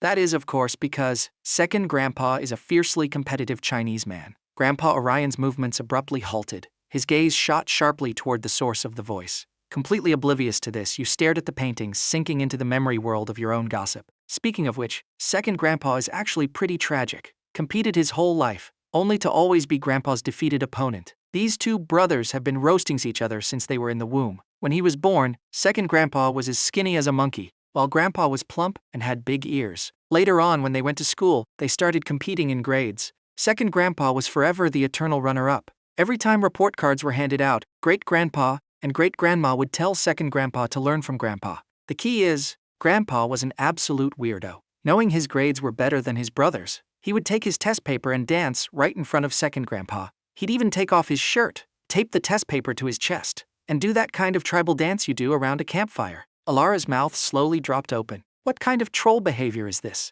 Grandpa was way too much of a jerk. Grandpa Orion clearly recalled that bitter, heart-wrenching past as well. His entire face turned beet red. Not from blushing, but from sheer rage. His mild low blood pressure was instantly cured without medicine. You internally text twice. After they grew up, they tested into different top-tier universities. Grandpa chose a university, so Second Grandpa chose W University. Whatever it was, they had to do the exact opposite. When Second Grandpa finally struggled through and entered society, worked tirelessly and became a high-level corporate executive, thinking he could finally defeat Grandpa in his career, he discovered on a bright sunny day, with a heart full of excitement, he finally met the incredibly low-key chairman who founded the company, and heard that unforgettable opening line. "You're here, little bro?" Pfft. In that moment, Elara felt like she could hear the sound of someone vomiting blood. "Oh, it's Second Grandpa. Then it's fine." At this moment, Grandpa Orion finally recognized you standing before him. This must be the little guy who recently returned to the family. For a split second, he felt this kid knew entirely too much. Maybe he should just silence him? Lyra silently stepped forward and shielded you behind her, her eyes darting around. "Second Grandpa, calm down. We live in a peaceful society now." Second Grandpa let out a sharp, ear-piercing scream right then and there. Then, seeing he couldn't win, he decided to switch lanes. Grandpa Orion glared and blew his mustache. "What do you mean couldn't win? That was called a strategic retreat, understand?" It was a display of profound wisdom. Seeing that his future prospects were bleak, Second Grandpa decided to take a wildly unconventional path. In a fit of rage, he took his entire life savings and charged straight into Las Vegas, swearing to become the man who would be the king of gamblers. Gotta say, Second Grandpa truly had a gift. He really did discover the window God opened for him. Once he got in, he was unstoppable. The key is that burning desire to defeat Grandpa kept him from getting addicted to it. Once he earned enough seed money, he ran off to Macau to open casinos. After a flurry of moves, he made an absolute fortune. But when he took his capital and charged at the Chen group to compare, he found out they were roughly equal. His mental state collapsed again. Ha ha ha ha, oops! Kind of want to laugh. Is it a bit unkind to think this way? Please don't laugh. Elara slapped her own thigh mercilessly. She was holding it in so hard she was about to suffer internal injuries. Grandpa Orion delivered a death stare. If he couldn't win in his career, he started competing in offspring. Second Grandpa refused to get a marriage certificate, married several wives and brought them home, having multiple sons and daughters. He thought this would surely secure his victory. After all, Grandpa only has one son. But who could have expected that his scumbag son would leave a trail of romance everywhere and send descendant after descendant straight to Grandpa like they were on clearance sale? You have to realize, Second Grandpa only has one single grandson. Thinking about it now, my scumbag dad's habit of refusing to get a marriage certificate couldn't have been learned from Second Grandpa, could it? You scrunched up your nose, complaining internally. But then again, they aren't quite the same. Every single wife Second Grandpa married was breathtakingly beautiful in her youth. And they all only wanted his children, they didn't want him as a husband. Second Grandpa was really handsome when he was young, too. Every single time, he was the one getting scammed out of his body and his feelings and then forced to take responsibility. Second Grandpa's luck is truly one of a kind. Spent his whole life searching for true love, only to find that every single one of them was either after his money or his body. Elara never expected the older generation's love lives to be this spicy. What a massive melon. Piece of gossip. No wonder Second Grandpa's family is so harmonious. Turns out Second Grandpa's status in the family is just that lowly. She originally thought Second Grandpa toyed with his wives' feelings. Who knew it was his wives who toyed with his feelings? This plot twist struck like a bolt of lightning. Elara couldn't help but stealthily glance at Second Grandpa's face. It was a kaleidoscope of colors. Oblivious to the surging undercurrents between the two, you continued dropping bombshells.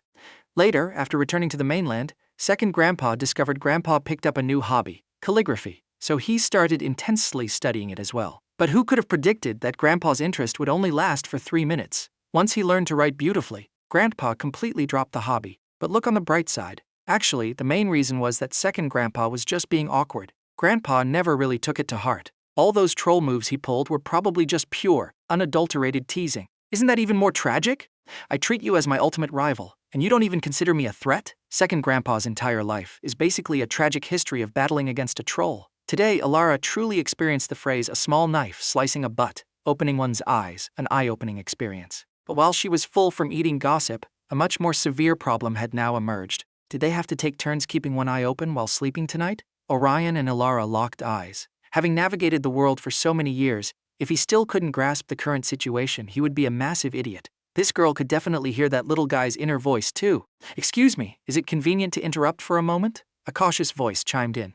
Grandpa Orion reluctantly turned his head. Director Orson pointed at the guests behind him. "We've finished touring the calligraphy corridor. We can proceed to the next location." After saying that, Director Orson, worried that Grandpa Orion might be tired, added thoughtfully, "If Mr. Orion has other matters to attend to, our production crew has also found someone familiar with the layout. He said he can show us around." Grandpa Orion was feeling deeply exhausted right now. "It's fine. There's only one spot left. I'll leave after I finish showing you around. Speaking of which, who is this guide?" "It's me." A figure emerged from behind the multitude of cameramen. The moment he appeared, the expressions of everyone present shifted dramatically. Elara had just taken the opportunity to quietly explain to Grandpa Orion that everyone in the family could hear this inner voice, and hoped his acting skills were up to par, so he wouldn't be noticed and exposed by you. Regarding his acting skills, Grandpa Orion was naturally 10 out of 10 confident. In his youth, he was a man who stirred up storms in Las Vegas. Are you kidding me? At the poker table, a single micro-expression could result in total defeat, alright? When it came to acting, he absolutely wasn't just blowing hot air. Yet, upon seeing this person, his heart, which had finally managed to calm down, died instantly. Lyra wore a face full of "I knew it" despair. You were shocked. But you couldn't exactly acknowledge him on the show, so you could only transform into a screaming chicken in your mind. "Grandpa, why are you here?" Grandpa stood with his hands behind his back, walking out with an air of breezy nonchalance, his aura losing absolutely nothing to Grandpa Orion's. Why was he here? To eat the gossip, of course. Ever since he discovered that wherever you went, explosive gossip followed, Grandpa felt that normal life had become completely bland and tasteless. He was so bored at home his balls ached. Learning that you happened to be joining this variety show, and that the very first location was the second brother's house, Grandpa immediately volunteered himself and ran over. His eldest granddaughter had invested in the show anyway. Could the production crew possibly refuse him? But he never expected that the moment he arrived, he'd be served a massive serving of tea. Since his youth, Grandpa had adhered to the philosophy of playing the pig to eat the tiger, so his demeanor was incredibly low-key. Director Orson knew his true identity, but he didn't say a word. The other guests had no idea. They just assumed he was an ordinary old man acting as a guide. The livestream chat couldn't dig up his identity either, so naturally, they didn't harbor any suspicions. Grandpa Orion was truly on the verge of breaking character. He wanted to point right at the other party's nose on the spot and demand, "Why are you here?" Grandpa also seemed to anticipate his words. Just as he was about to say something to defend himself, the two of them simultaneously heard your inner muttering. Why is Grandpa here? Did he come to watch the drama? Or to tip off Second Grandpa? Does he already know that Second Grandpa's youngest wife is secretly sleeping with his own grandson? Grandpa Orion choked on his breath. It got stuck right in his throat. What? Scamming me is one thing, but she's cuckolding me. And the one cuckolding me is my own grandson? Who the hell could tolerate this? Immediately realizing something, he shot a razor-sharp glare behind him. Locking eyes with Elara and Grandpa, whose eyes were shining like light bulbs in the dark, staring right back at him. The two of them instantly turned their heads away in a guilty, obvious attempt to cover it up. This piece of calligraphy flows continuously like high mountains and flowing water. Interesting. Very interesting. Elara. This floor is mopped so clean, bright as a mirror. Truly excellent. Two massive hypocrites. But Grandpa Orion didn't have the time to deal with these two jerks right now. Remembering he still had the duty of being a tour guide, Orion decisively shot a glance at his butler. The butler understood and made an inviting gesture toward the production crew. Everyone, if you've finished touring the calligraphy corridor, then for the time being I will lead you all to visit the residence's miniature greenhouse botanical garden. It houses various rare and exotic plants the master brought back from all over the world. The guests' eyes instantly filled with anticipation. Perhaps seeing a flower or a blade of grass by the roadside wouldn't make them feel much. But in the home of such top-tier wealthy individuals, rare flora was no longer synonymous with plants. It was synonymous with cold, hard cash. The live stream chat also exclaimed that they weren't here for the drama today. They were here to broaden their horizons. Compared to the noisy chatting guests up front, you lagged at the very back. Diligently maintaining your persona of the floating dust of the world has nothing to do with me. Elara and the two grandpas also lagged at the very back, walking just one step ahead of you. You carefully recalled the details. According to the original future timeline, Second Grandpa accidentally discovered his youngest wife was pregnant a year from now, and she was preparing to get an abortion. It just so happened that during that time, he frequently saw his grandson accompanying her and chatting with her, so he grew suspicious of the two. As a result, after doing an amniocentesis, he discovered this child actually belonged to his own grandson. He flew into a thunderous rage. After a brutal interrogation, he finally learned the truth. Let me think. How exactly did these two end up sleeping together? Strange. Why haven't I heard Elara and the others talking for a while? The three of them panicked. You looked up in confusion. Grandpa Orion swiftly threw his arm around Elara's shoulders. With a totally serious face,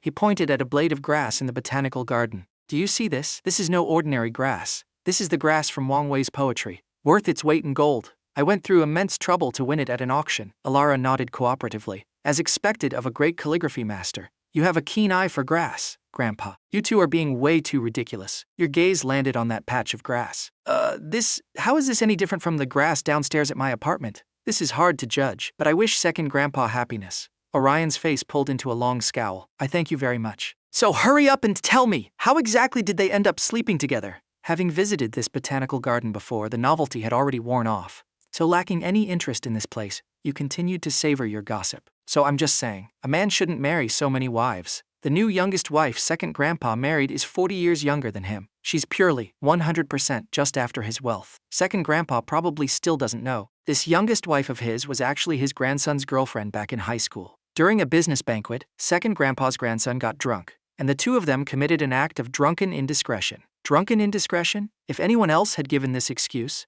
Orion would have scoffed at it. But regardless of everything, he only had this one grandson, and so many years of affection were still there. If he wasn't truly sincere, haha. Does anyone actually believe this absurd excuse of drunken indiscretion? Feeling like he had just been invisibly mocked, Second Grandpa shut down. Science proved 30 years ago that if a man truly drinks until he blacks out and loses consciousness, that thing will temporarily go limp. So here's the question. If that thing can't even get hard, how do you commit an indiscretion? Of course, it was something they did while completely sober. These two had their eyes on each other long ago. They were just looking for an excuse. No way, no way. Does someone actually believe drunken indiscretion means they were forced into it? Grandpa Orion, execute immediately. To think he genuinely, sincerely wanted to cuckold me. If I verify this is true, I will absolutely break that brat's dog legs and throw him out of the house. Screw affection and loyalty. A grandson who has the sheer dog guts to cuckold his own grandpa can't possibly be a good person. Strange. What was that thing that just bolted past? You only felt a violent gust of wind scrape past your ear. Turning your head, you could only see second grandpa's back, which had already shrunk to the size of a grain of rice. Holy jumping jelly beans. I never noticed before that second grandpa had the potential to become the Flash. Elara and Grandpa fell silent. And who exactly do you think caused all this? On the top floor of a certain 5-star hotel. Oh, darling, is it really okay for us to do this? I am your grandpa's nominal wife after all. What if we get caught? We won't, baby. In the old man's eyes, I'm currently at work. Nobody will find out. Didn't you also tell him you were out shopping? But I'm still scared. I'm mainly worried that if we're discovered, you'll be in trouble. Baby, you're so good to me. Don't worry. That old geezer is already ancient. Just stick with me from now on. You're amazing. Once the old man dies and we get the inheritance, I guarantee you'll live a life of luxury. I'll even get a marriage certificate with you. Isn't that a much brighter future than sticking with that old man? But this slap is exactly what you deserve. Not another word. Come on, call me daddy. The commotion coming from inside the hotel room wasn't small, but because it was the top floor and there was no one else around, the two of them acted without any scruples. Outside the door, Grandpa Orion's face had already calmed down to a terrifying degree. Hoping for my death, huh? Lusting after my wealth, huh? Good. Very good. I'd rather leave my fortune to that annoying brat who writes calligraphy to stab my heart than give a single cent to this treacherous grandchild. Behind him, a dozen burly men in black suits stood ready, on standby. He waved his hand grandly. Get 'em. The bodyguards instantly obeyed the order, kicking the room door wide open. The people inside were instantly frightened out of their wits, their faces turning deathly pale. Grandpa Orion spoke with absolute ruthlessness to his assistant standing behind him. Starting today, cut off all financial ties with this grandson. In the future, even if he rots on the streets, it has nothing to do with our family. And if the third branch dares to provide him with even a shred of assistance, expel them from the family as well. Before you throw him out, remember to beat him up one more time. Assistant. Understood, Chairman. Grandpa, you can't do this to me. Grandpa, I'm your only grandson. I just lost my mind for a moment. It was a drunken indiscretion. So afterwards, Grandpa Orion couldn't be bothered to listen to this treacherous grandchild's nonsense. He ruthlessly interrupted and mocked. Drunken indiscretion? Could you even get it up? And you call it an indiscretion? Stop treating people like idiots. Hoping for my death? You can fend for yourself from now on. He didn't want to listen to these two blabbering anymore. After speaking and severing all ties with the two of them, he left the hotel, leaving behind a cold, ruthless silhouette. Upon reaching the hotel lobby, he dialed his first wife's number. The other party was currently getting a beauty treatment. What's wrong, old man? Want to come home and set up a mahjong game? Wife, Grandpa Orion wailed miserably. Starting today, my heart is sealed in cement. I will never pursue true love ever again. The first wife seemed to realize something. What? Did your fourth wife have a problem? Grandpa Orion recounted the story of how he was cuckolded. The other end fell silent for a moment, showing absolutely zero surprise. The first wife said, I told you long ago not to go looking for a fourth wife. Who would have thought you'd pull this stunt again after more than 20 years? Tell me honestly, in your eyes, am I just a massive idiot? When it comes to love, you indeed don't look very bright. Wah! Stop howling. Let's go. We're hitting the club today to have some fun. Send me your location. I'll come pick you up for drinks. Let's go. Wife, you're the only one who treats me well. Grandpa Orion had just finished howling. When he looked up, he met Grandpa's extremely peculiar gaze. The air fell silent in this exact moment. 1 second, 2 seconds, 3 seconds. Big bro, why are you here? Ha ha! After many years, Grandpa once again heard his younger brother's piercing scream of mental collapse. It was oddly heartwarming. Oh, I was just passing by. He would never admit it. Listening to gossip is nowhere near as satisfying as eating it live at the scene. He had rushed straight to the front line specifically to eat the gossip. Like hell, I believe you. Grandpa was way too much. He actually dared to go to the scene to eat the gossip by himself. Elara was bitterly left behind to film the show. She glanced at you, who was earnestly slacking off and completely clueless. But, thankfully, my little brother didn't dare go to the scene either. At least I have him to keep me company. Neither of us got to eat the frontline gossip. That's some psychological comfort. If you could hear her inner voice, you would definitely, with great mercy and kindness, tell your second sister. It's not the same. After all, in my past lives, I've seen things far more spectacular than this. And it was live, right at the scene. This current situation is nothing. But since you couldn't read minds, you missed the opportunity to continue stabbing your second sister in the heart. After touring Grandpa Orion's luxury mansion and staying for a lavish dinner, the production crew and guests returned to the Shihewan. The production crew had a strict rule. During the variety show, guests could not use their phones for more than 1 hour. Because of this, Elara was incredibly bored, so she started harassing you, who was lying on the bed slacking off. Little brother, let's play cards! Elara excitedly brought over a deck of playing cards. You lay flat on the bed, not even lifting your head. Second sister, if you're bored, go wash up and sleep. But I can't sleep. I need some entertainment to release my anxiety. Sis, let me tell you, there's nothing scary about anxiety. It's just like barbecue. A little burnt anxious makes it taste better. Elara didn't get angry. She calmly threw down her chips. Your sister here doesn't play low-stakes games. If you win one round, it's 5,000 bucks. Before the words even finished echoing, the space under her hand was empty. You swiftly tore open the packaging box. Sis, accompanying you to release your anxiety is a younger brother's duty. Bring it on. Go fish Texas Hold'em or Chameleon. The live stream chat was completely dumbfounded by this face-changing act. I see it now. This younger brother doesn't necessarily love his sister, but he definitely loves money. The moment he hears money, his eyes literally glow. A young master being this money-grubbing, it really lowers his status. Oh, where did this broke hater come from? Everyone come quickly and laugh at him. What era are we in now? If you don't chase money, what do you chase? Chase the fact that you don't have welfare?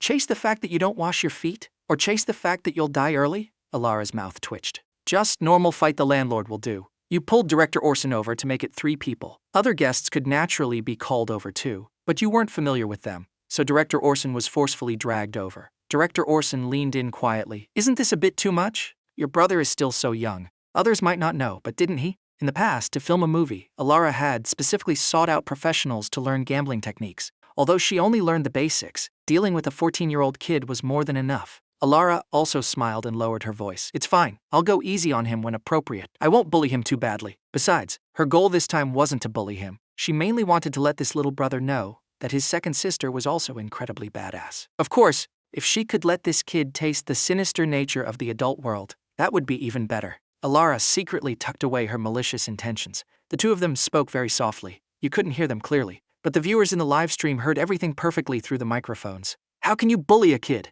Bullying a kid is exactly what we're here for. Is it a universal rule that all older sisters in the world love to act like menaces in front of their younger brothers? Best actress Chen practically has harboring malicious intentions written all over her face. Director Orson, please try to act like a decent human being. At this moment, no one had realized the severity of the situation until 1 minute later. Watching the playing cards twirl nimbly between your fingers like flying butterflies, everyone plunged into deep thought. After losing 5 rounds in a row, they fell into a daze. After losing 10 rounds in a row, Elara's face was completely covered in sticky notes. Punishment for losing. Holy massive crap! How are you this freaking badass? Are you cheating? Her mental state was about to shatter. I'm not. You spread your hands with a completely harmless and innocent face. You guys shuffled the cards every time. How could I cheat? Then why do you win every single round? Elara was absolutely baffled. You tapped your chin. Playing cards isn't just about luck. It actually involves card counting techniques. And practically speaking, on the back of every card, there are microscopic differences in the thickness of the patterns.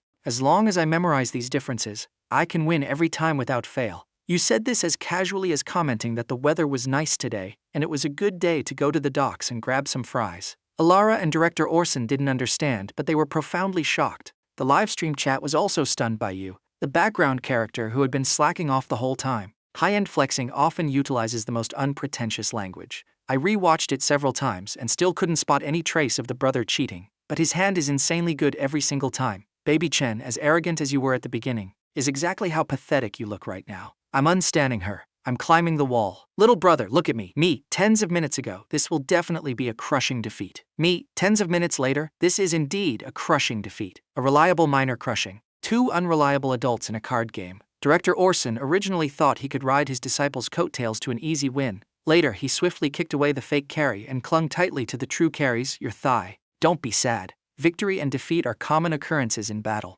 Losing to your own brother is nothing to be ashamed of. Director Orson used the exact words he had prepared to comfort you, and applied them directly to Elara. You also felt that winning so much seemed a bit unethical. It dealt too heavy a blow to second sister. You shimmied over and tugged at Elara's sleeve. Second sister, don't be unhappy. If worst comes to worst. Elara looked at her brother, deeply moved. Was he planning to forego the money she owed him? She didn't expect her brother to be so considerate. A little space heater is a little space heater. To think she had previously wanted to let her brother experience the toxic beatings of society. She felt a bit guilty. You don't need to feel apologetic. A gentleman's word, once spoken, cannot be chased down by a team of horses. So I'll give you a 1% discount on the money you owe me. Elara, so cold, the little space heater is broken. While you guys were discussing the card game over here, in the south residence of the Shiheiwan, after Alden and Lucius put on a fake, interactive show for a while, the two exchanged a look. Alden also coughed a few times intermittently. Using the motion of drinking water as an excuse, they walked to a blind spot where the cameras couldn't reach, and took off their microphones. Lucius, are you ready? The timing is about right. It's time for us to make our move. Alden smirked confidently. Don't worry, teacher. I coughed so many times, just to lay the groundwork for this exact moment. Lucius began to smile. I knew bringing you along was the right choice. That's right, the two of them weren't cousins at all. They were master and disciple. After meeting by chance, the two hit it off instantly. Many of the tactics Alden used after returning to the Lin family were taught to him by Lucius. This time, knowing that Alden wanted to enter the entertainment industry in the future, Lucius used this opportunity to bring him along. Lucius's eyes flickered. Originally, he had pinned all his hopes on Secretary Vesper, who could have seized all the Chen group's assets in one fell swoop. He never expected her plot to be discovered by the Chen family's eldest sister later on, and now she was being hunted by loan sharks. When it rains, it pours. The truth about him, saving Elara back then, had also been tragically exposed. Now he could only rely on himself. At night, fireflies appeared in the Shiheyuan, creating quite a unique and beautiful atmosphere. The production crew knocked on the guests' doors, suggesting they could go out and admire this unique scenery. On Jasper's end, because Chloe had gone to sleep early at 9 p.m., he didn't want to wake her up, so he politely declined. The screen then displayed the remaining 3 groups sharing the beautiful scenery. In this moment, there was a serene, peaceful beauty. Unfortunately, it didn't last long. Lucius smiled and said to you, Little brother Kaelen, I'm so sorry. Alden's health isn't very good. The room we are staying in might be too damp. He's been coughing non-stop. Could I ask a favor and let him stay with you guys tonight? Lucius deliberately made a pleading gesture, acting weak. Big brother knows you are the best. You'll definitely agree to this tiny request, right? You looked at him with an incredibly bizarre expression. Do you know my life motto? Lucius shook his head, completely bewildered. Whoever tries to paw me, I block. Whoever tries to morally kidnap me, I destroy. Drop the savior complex, and enjoy a beautiful life. Hearing this, Lucius almost shattered his back teeth from grinding them. Why is this Kaelen so difficult to deal with? He had a premonition that this kid would absolutely become the biggest variable in his plan. Kaelen, how can you act like this? Brother Lucius only suggested this because he saw Alden's health was poor.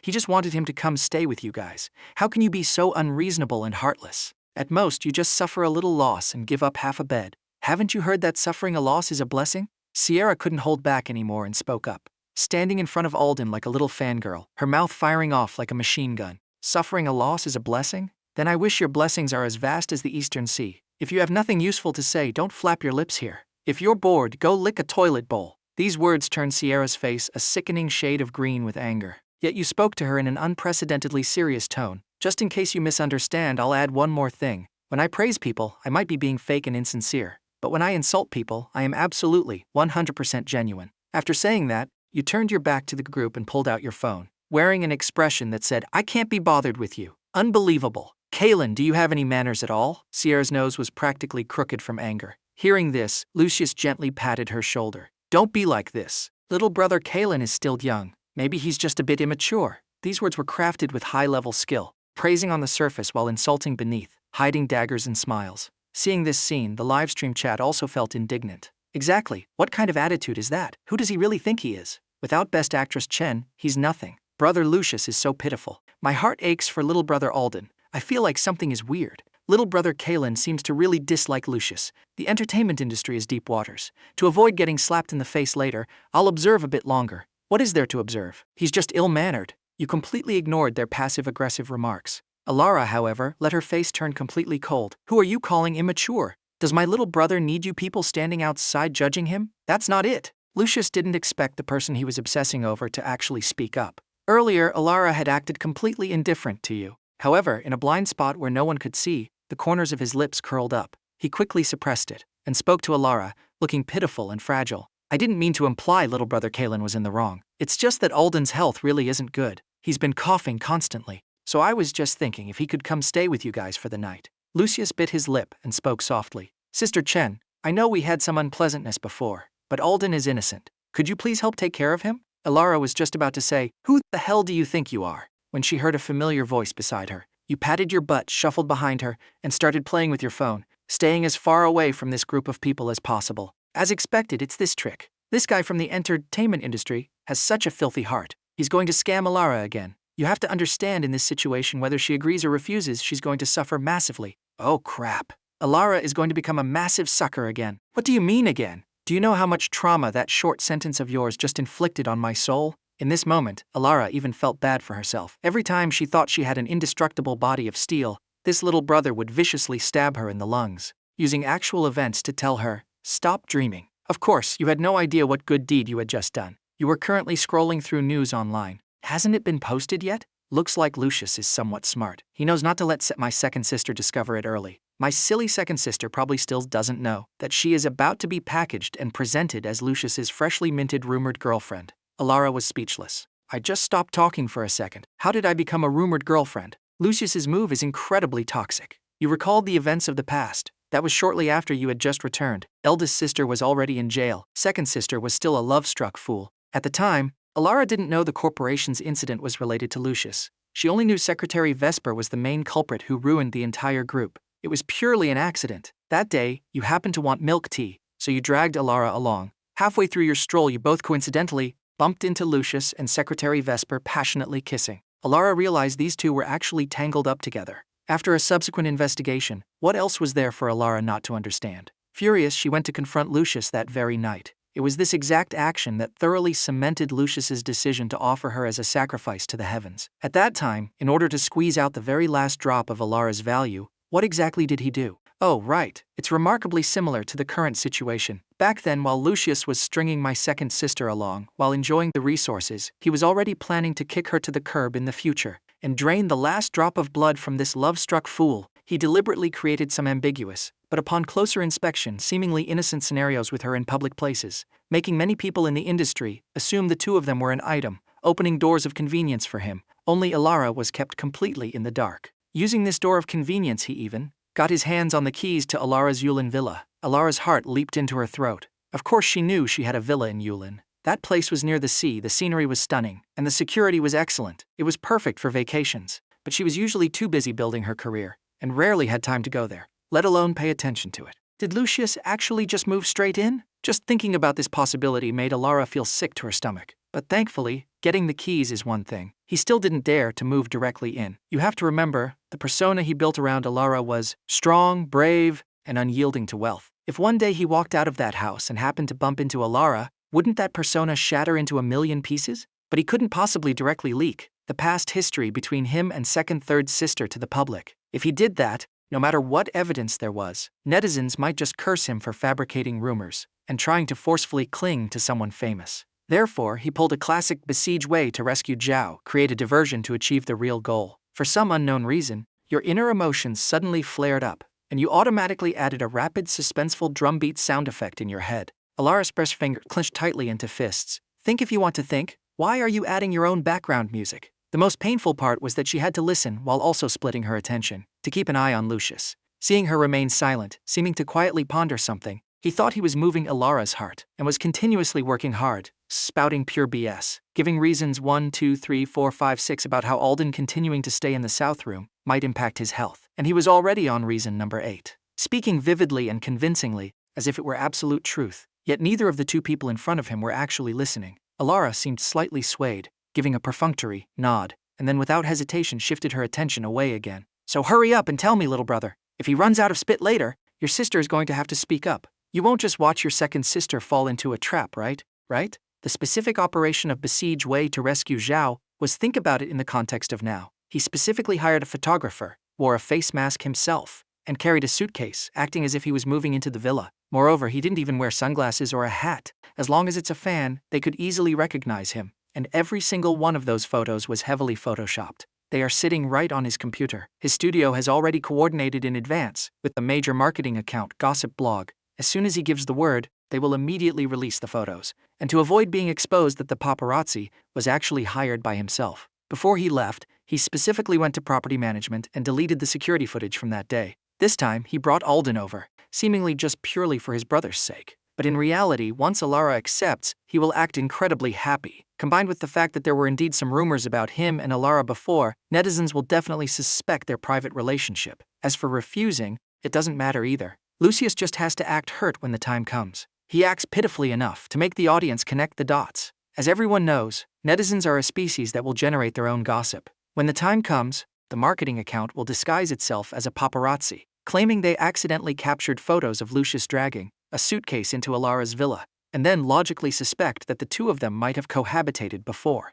Thinking about how in the past, after Elara fell into this trap, she went out drinking in the middle of the night, and then came back, hugging you, crying her eyes out like an absolute idiot, your heart felt heavy. If it's the first option, accepting, Elara will be rumored as his girlfriend. Even if she clarifies it later, netizens will automatically interpret it as her trying to protect Lucius. As for the second scenario, then she will become a cold-hearted, ruthless scumbag. Regardless of which situation it is, the two of them will be bound together. From then on, whenever someone mentions Lucius, they will think of Elara, and Elara will inevitably be targeted. Just like that, Lucius easily achieves his goal. As for if something happens to Elara in the future, then it's even easier. As long as Lucius acts innocent enough, netizens will go pity him. His heart is so filthy. To reach the position she was in today, Elara naturally had no shortage of people targeting her in the past, but she truly had never seen someone like Lucius. Like a leech, you can't drive away, and can't afford to keep around. In this short span of time, Lucius had talked until his mouth was dry. He cleared his throat and said pitifully,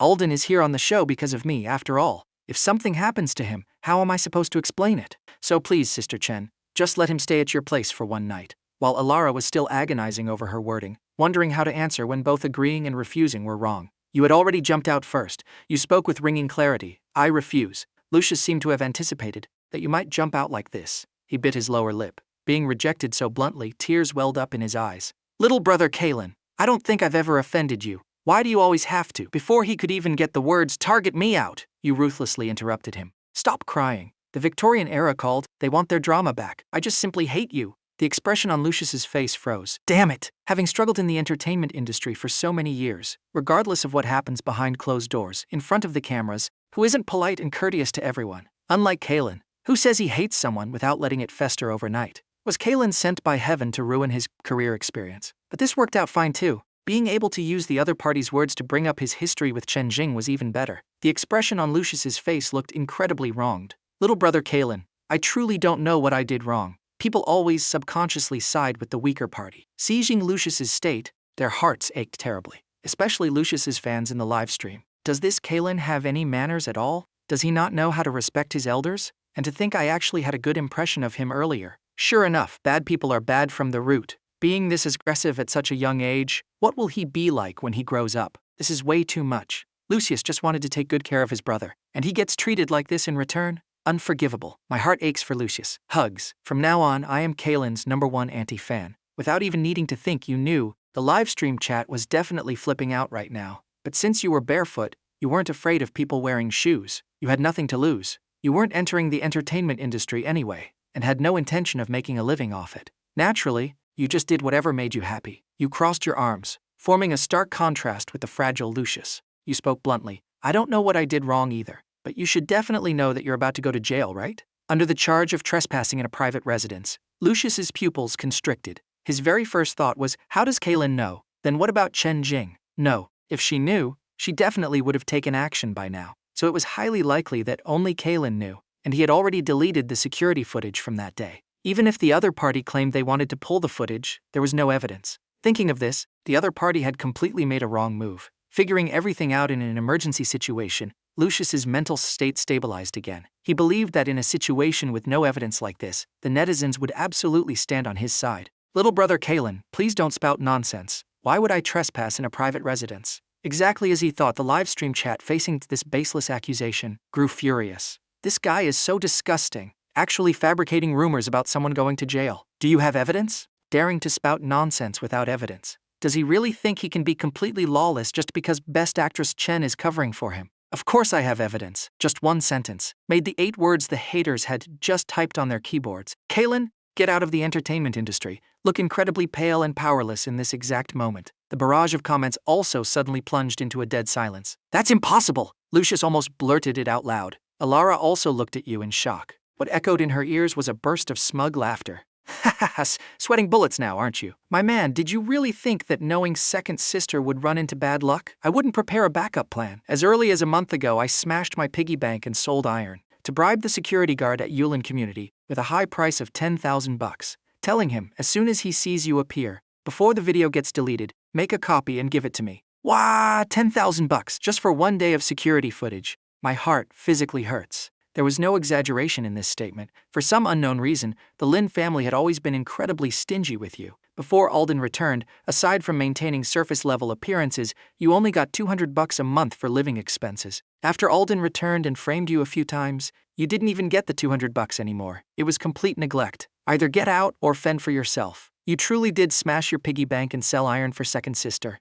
Elara was deeply moved. What a good little brother. Whenever something happens, you step right up. Later on, sis will reimburse you for this along with the other compensation money. Pulling your phone from your pocket, you nimbly opened a video file named 10,000 bucks. Director Orson, who had been watching from the sidelines, instantly smelled the scent of viral traffic. He shot a look over. The cameraman understood immediately. He hoisted the camera on his shoulder and charged over. Lucius had the intention to stop it. Unfortunately, it was already too late. The viewers had already taken in the entire video. In the footage, although Lucius was wearing a mask, he could easily be recognized. Behind him followed a person dressed like a paparazzi. He waved at the person. The person immediately rushed over, found a good angle, and started taking pictures. After Lucius posed for a few shots, he pulled a key from his pocket and walked inside. The paparazzi didn't go inside either. Instead, they circled around the outside to the front window of the villa, acting as if they were photographing silhouettes through the curtains. Moreover, through the security footage, the address could easily be deduced. Live stream chat.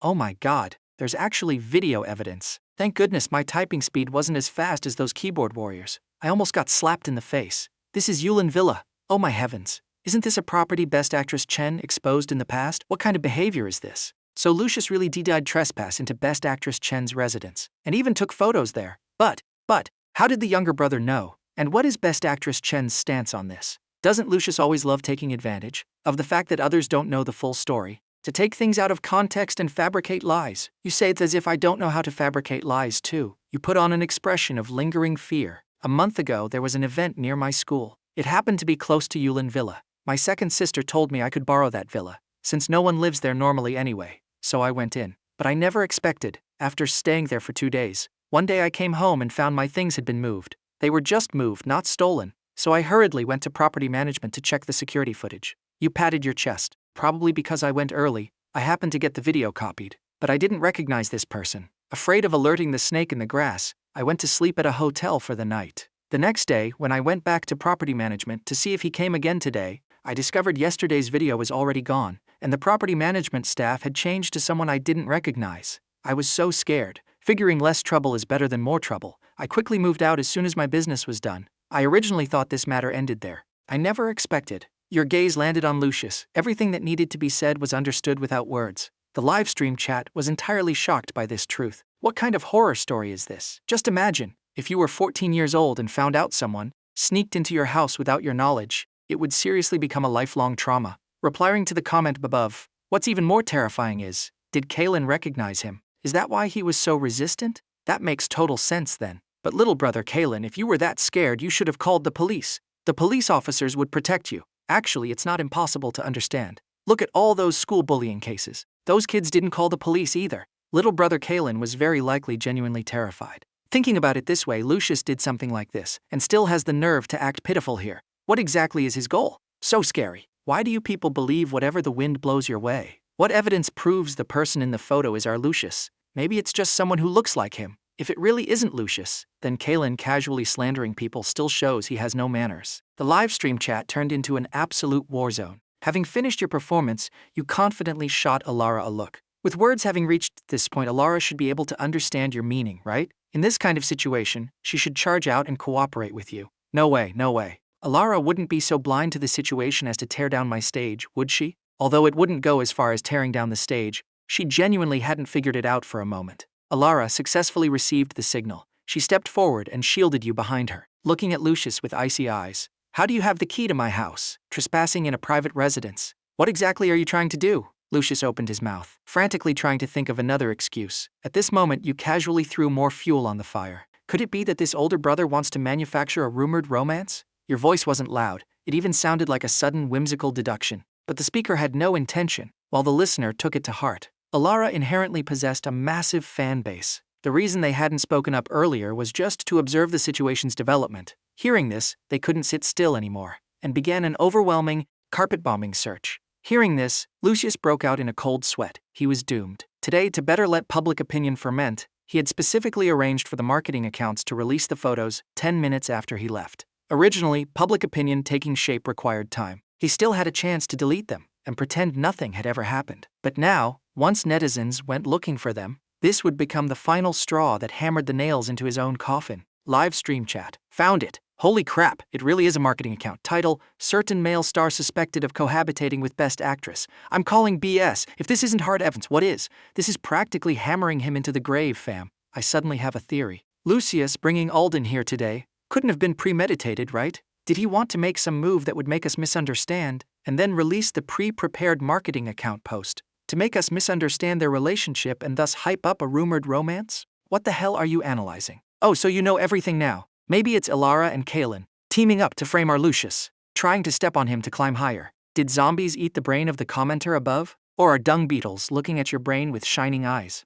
Is your logic connected straight from your rectum to your brain? Just look at the status of these two and tell me if they need to do that. Amidst the massive foundation of the Best Actress's fans, no matter how unwilling Lucius's fans were, they were beaten back continuously. But this couldn't stop their rebellious hearts. They were still fighting tenaciously. There's nothing more to say now. Better call the police. Hammering him into the grave and being a law-abiding good citizen, you decided to pull out your secret weapon. When in doubt, summon the hat uncles, slang for police. Elara pulled out her phone without any objections. Lucius was already backed into a corner. Hearing this, his tense nerves completely snapped. Lucius lunged forward violently. Elara dodged agilely, not forgetting to yank you, who was standing still, away. Lucius screamed hoarsely, "Chen Jing, do you truly care nothing for our past affection? Do we even have any affection?" Lucius's face was as pale as paper. Just as he was about to say something else, the loud wail of police sirens echoed from outside the Shihiwan. You looked at your second sister in shock. Your speed is way too fast, isn't it? What number did you dial? The police arrived like they were riding rockets. Elara held her phone, looking incredibly bewildered. I haven't even dialed yet. The two exchanged a look. Then who called the police? The commotion the police brought was massive. The guests who were originally sleeping in their rooms were all woken up and came out one by one to see what was going on. A police officer in uniform stepped forward. Under Lucius's terrified gaze, he pulled out his police badge. Mr. Lucius, you are suspected of stealing corporate secrets from the Chen group. The evidence is conclusive. Please come with us. Live stream chat. Wait.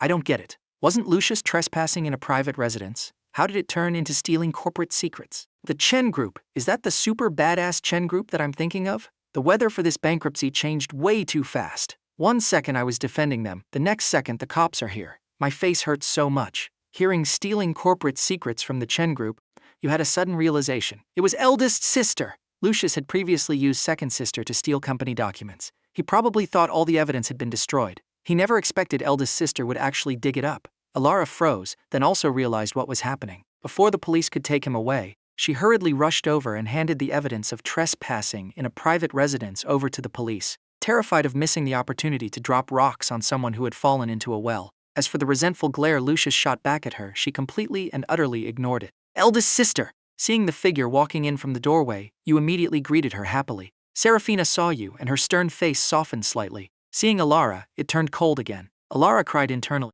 So the little brother is a treasure, and the younger sister is just a weed, huh? Eldest sister Seraphina walked over and said to the two of them, I came here to wrap things up. How is your show recording going? Aside from needing to move around, everything else is fine. Not bad, indeed. This second sister is truly stunning when she's calm. As expected, being reliable is a woman's best cosmetic procedure. Finally, the little sister says something nice to hear. The corners of Elara's mouth curled up involuntarily. Eldest sister Seraphina raised an eyebrow, looking at the smug expression Elara was directing at her. Why is she so foolish? So, in order to prevent second sister's love-struck fool syndrome from relapsing in the future, I should still find time to take her to see an old traditional Chinese medicine doctor, get some herbs to regulate her system. I heard being a love-struck fool is actually an illness, prone to losing oneself, being excessively selfless. It's actually caused by kidney deficiency. Don't know if it's true or not, but drinking more Chinese medicine to regulate both body and mind should be good. Elara gritted her teeth. Calling me a love-struck fool is one thing, but what the hell is kidney deficiency? This is purely fear-mongering. Eldest sister couldn't help but laugh out loud.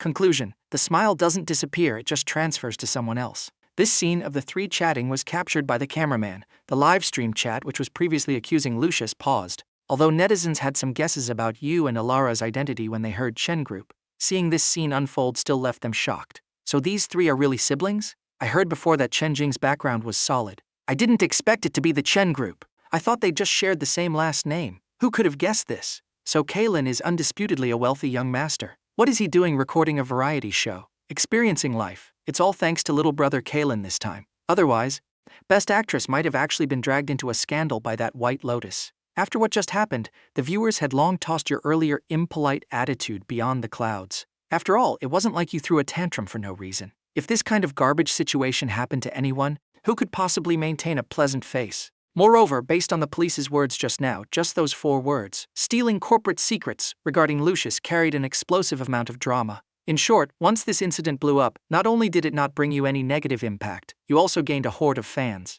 It even skyrocketed the show to the top trending topics on its very first night, bringing a massive wave of traffic to the program. Director Orson never dreamed in his wildest dreams that a kid who came just to tag along could bring him such a massive surprise. The only regret was probably that, as he watched Lucius being escorted away by the police, he shed tears of agonizing pain. Damn it, causing such a massive disaster on the very first day of the show. I'm gonna have to spend money on post-production again. Edit him out. He absolutely must be edited out. Eldest sister had just come to say hello. She still had to head over to the police station. She didn't stay long before leaving. Watching the retreating figures of you and third sister, a venomous glint flashed through Alden's eyes. It's all Kaelen's fault. His hands clenched tightly into fists. If it weren't for him, teacher would never have been caught. Everything would have proceeded exactly as planned, but now, because of him, everything is ruined. Kaelen, why are you always such an eyesore? You just have to steal everything that should have belonged to me. The temperature difference between day and night in Beijing is drastic. It gets cold at night. As you slept, you rolled yourself up tightly into a sushi roll. Early the next morning, the sky was still a hazy gray. The production crew started banging gongs and beating drums. Director Orson held a megaphone, drawing breath from his diaphragm. Standing in the center of the Sihyuan, he bellowed, "Time to wake up! Family, I'm already up. What reason do you have to stay in bed? In this era of intense involution rat race, if others don't out-hustle us, we must out-hustle them." There was no involution in the world originally, but when too many people hustle, involution is born. So come on, let's secretly dazzle everyone. Hurry up and get out of bed. The sun is already burning your butts. The voice grew increasingly irritable. You burrowed your head deeper into your sushi roll, muttering in your sleep, "Please apply some sunscreen to my butt," and then rolled yourself even tighter. Elara finished getting ready. The other guests had also gathered one by one. Director Orson scanned the area and asked in confusion, "Where's Kaelen?" Alara's eyelid twitched. "Still in bed, I'll go wake him up later." Director Orson displayed an immense amount of leniency towards his newly appointed little cash cow. That works too. After saying that, the production crew officially issued today's first mission: make breakfast. Making breakfast isn't anything difficult. After all, no matter how bad it tastes, it's still food. As long as it keeps you from starving, it's fine. But the production crew added a condition. Director Orson, holding his megaphone, smiled wickedly and added, "Our production crew will transport the guests to the nearest rural village. You will need to work alongside your family members, through physical labor, to earn ingredients." The moment these words fell, everyone looked at each other in dismay. They were all young masters and misses, pampered since childhood. Even if their families weren't obscenely rich, they definitely weren't poor either. Since when did they ever have to resort to physical labor? Even the usually aloof and elegant Vivienne couldn't sit still. She stepped forward. "Is there no other way to acquire ingredients? We have money on us. Can we just go to the supermarket and buy them directly?" Director Orson had long anticipated someone would speak up. "I'm sorry. The show hasn't reached the phase that requires monetary expenditure yet."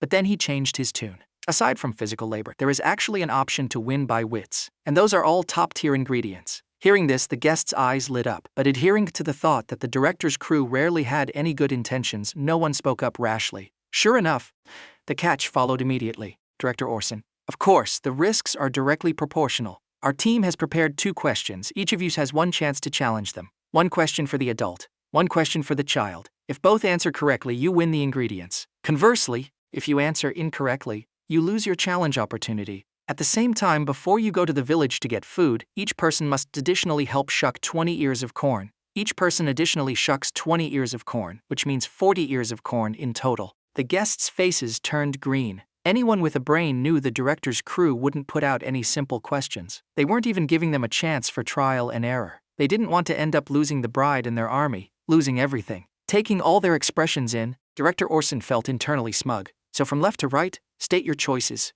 He looked at Elara on the far left. Hearing him speak, Elara pondered for a moment. She knew her mentor wouldn't offer anything good. This was clearly forcing them to choose the first option. The second option seemed to offer rich rewards, but the difficulty was definitely sky high. It was basically a pie drawn in the sky. You can look at it, but you definitely can't eat it. In conclusion, the first option was more cost-effective. Elara, "Then we will. Win by wits! We choose win by wits!" You sprinted out of the room with a bedhead cowlick sticking straight up. "No physical labor! Absolutely no physical labor!" The live stream chat could tell that little brother Kaelen genuinely hated working. He literally bounced out of bed like a monkey just now. Kaelen, sitting up in shock while dying of illness. Have you guys noticed? Whenever an activity involves getting food, Kaelen gets incredibly active. It's like he's a completely reborn person. What are you all praising? Kaelen is clearly just dragging down the best actress. The director's crew clearly has bad intentions this time. What a dead weight. Well, they are siblings. Is it your place to point fingers here? You love meddling so much. Do you taste the flavor of a honey wagon every time it passes your front door?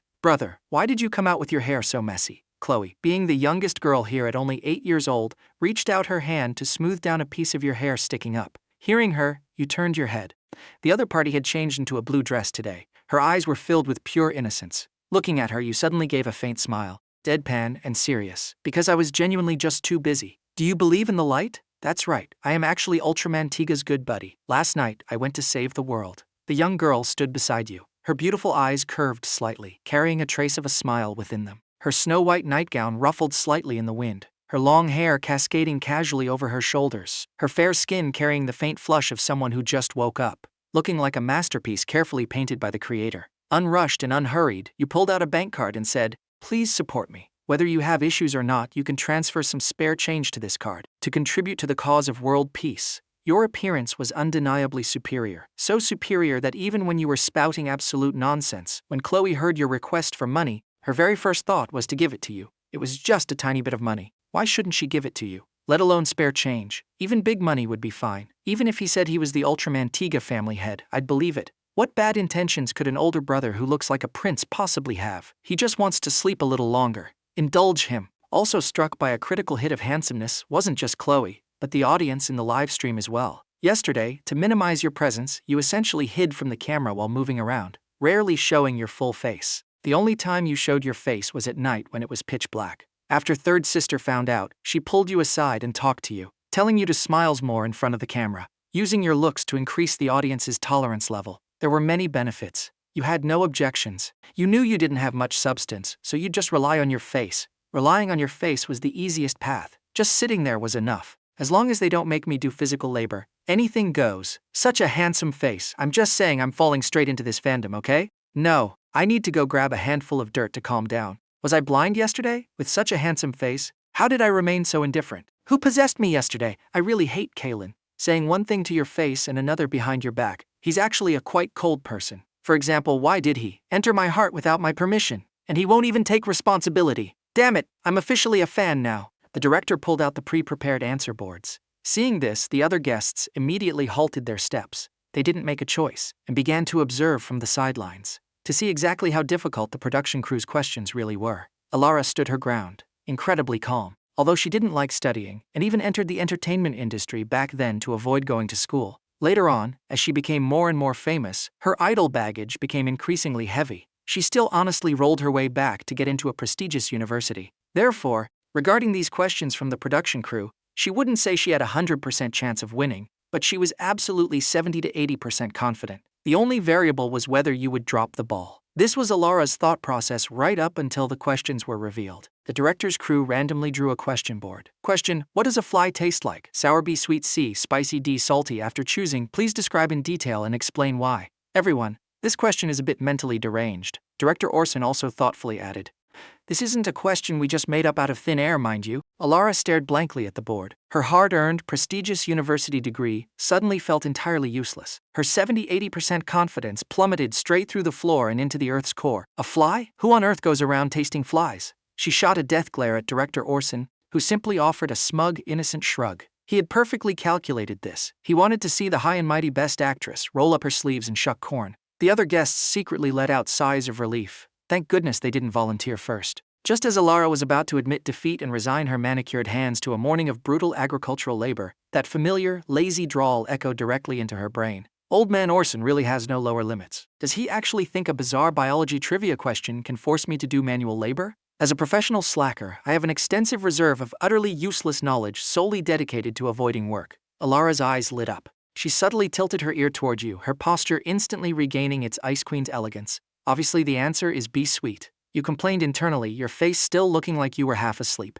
Flies don't have teeth. They rely on secreting digestive enzymes to dissolve their food. Because their diet heavily consists of rotting fruits, nectar, and organic decay, their chemical makeup actually carries a mildly sweet, slightly acidic profile. If you fry them, well, let's not go there. Anyway, I read it in a weird survival magazine once. Catching the lifeline, Elara didn't hesitate for a single second. She raised her hand gracefully. The answer is B, sweet. Director Orson's smug smile froze. He blinked, clearly not expecting the pampered best actress to know this. Correct, but, he narrowed his eyes, according to the rules, you must describe it in detail and explain why. Elara elegantly took a step back, gently pushing you forward into the camera's focus. My little brother happens to be a biology enthusiast. I'll let him explain the details. You stumbled forward, clutching your cloth tote bag. Meeting the expectant gaze of the camera, the terrified looks of the other guests, and Director Orson's sweating face, you sighed deeply. In a deadpan, monotonous voice, you recited the exact chemical and dietary breakdown of a fly's digestive enzymes, ending with a perfectly calm, therefore, scientifically speaking, it leaves a mildly sweet aftertaste. And that is why my sister and I will be taking the premium ingredients without shucking a single ear of corn. Thank you. The entire Shihewan plunged into a pin-drop silence. Livestream chat. Did this young master just academically dissect the flavor profile of a fly? I came to watch a family variety show. Why am I taking notes for a biology exam? He said it so calmly. I'm slightly terrified. Director Orson's face is completely green. He really thought he could outsmart the ultimate slacker. Kaelen, I will literally become a scientist if it means I don't have to do physical labor. Director Orson wiped his forehead, realizing he had severely underestimated the lengths this 14-year-old would go to just to stay lazy. With a defeated wave of his hand, he signaled the staff to bring out the premium seafood and Wagyu beef. Watching the staff carry the luxurious food over, you let out a long, satisfied yawn, your inner voice humming a cheerful tune. Premium breakfast secured. Next goal, finding a quiet corner to sleep until noon. As the morning sun fully rose over the ancient rooftops of Beijing, bathing the chaotic courtyard in golden light, Elara looked at her brother and smiled helplessly. The other guests were still shivering from the fly trivia, and Director Orson was already plotting his next revenge. The Burning Family Bonds variety show had only just begun, but one thing was already absolutely certain. With Kaelen around, this industry was never going to be peaceful again.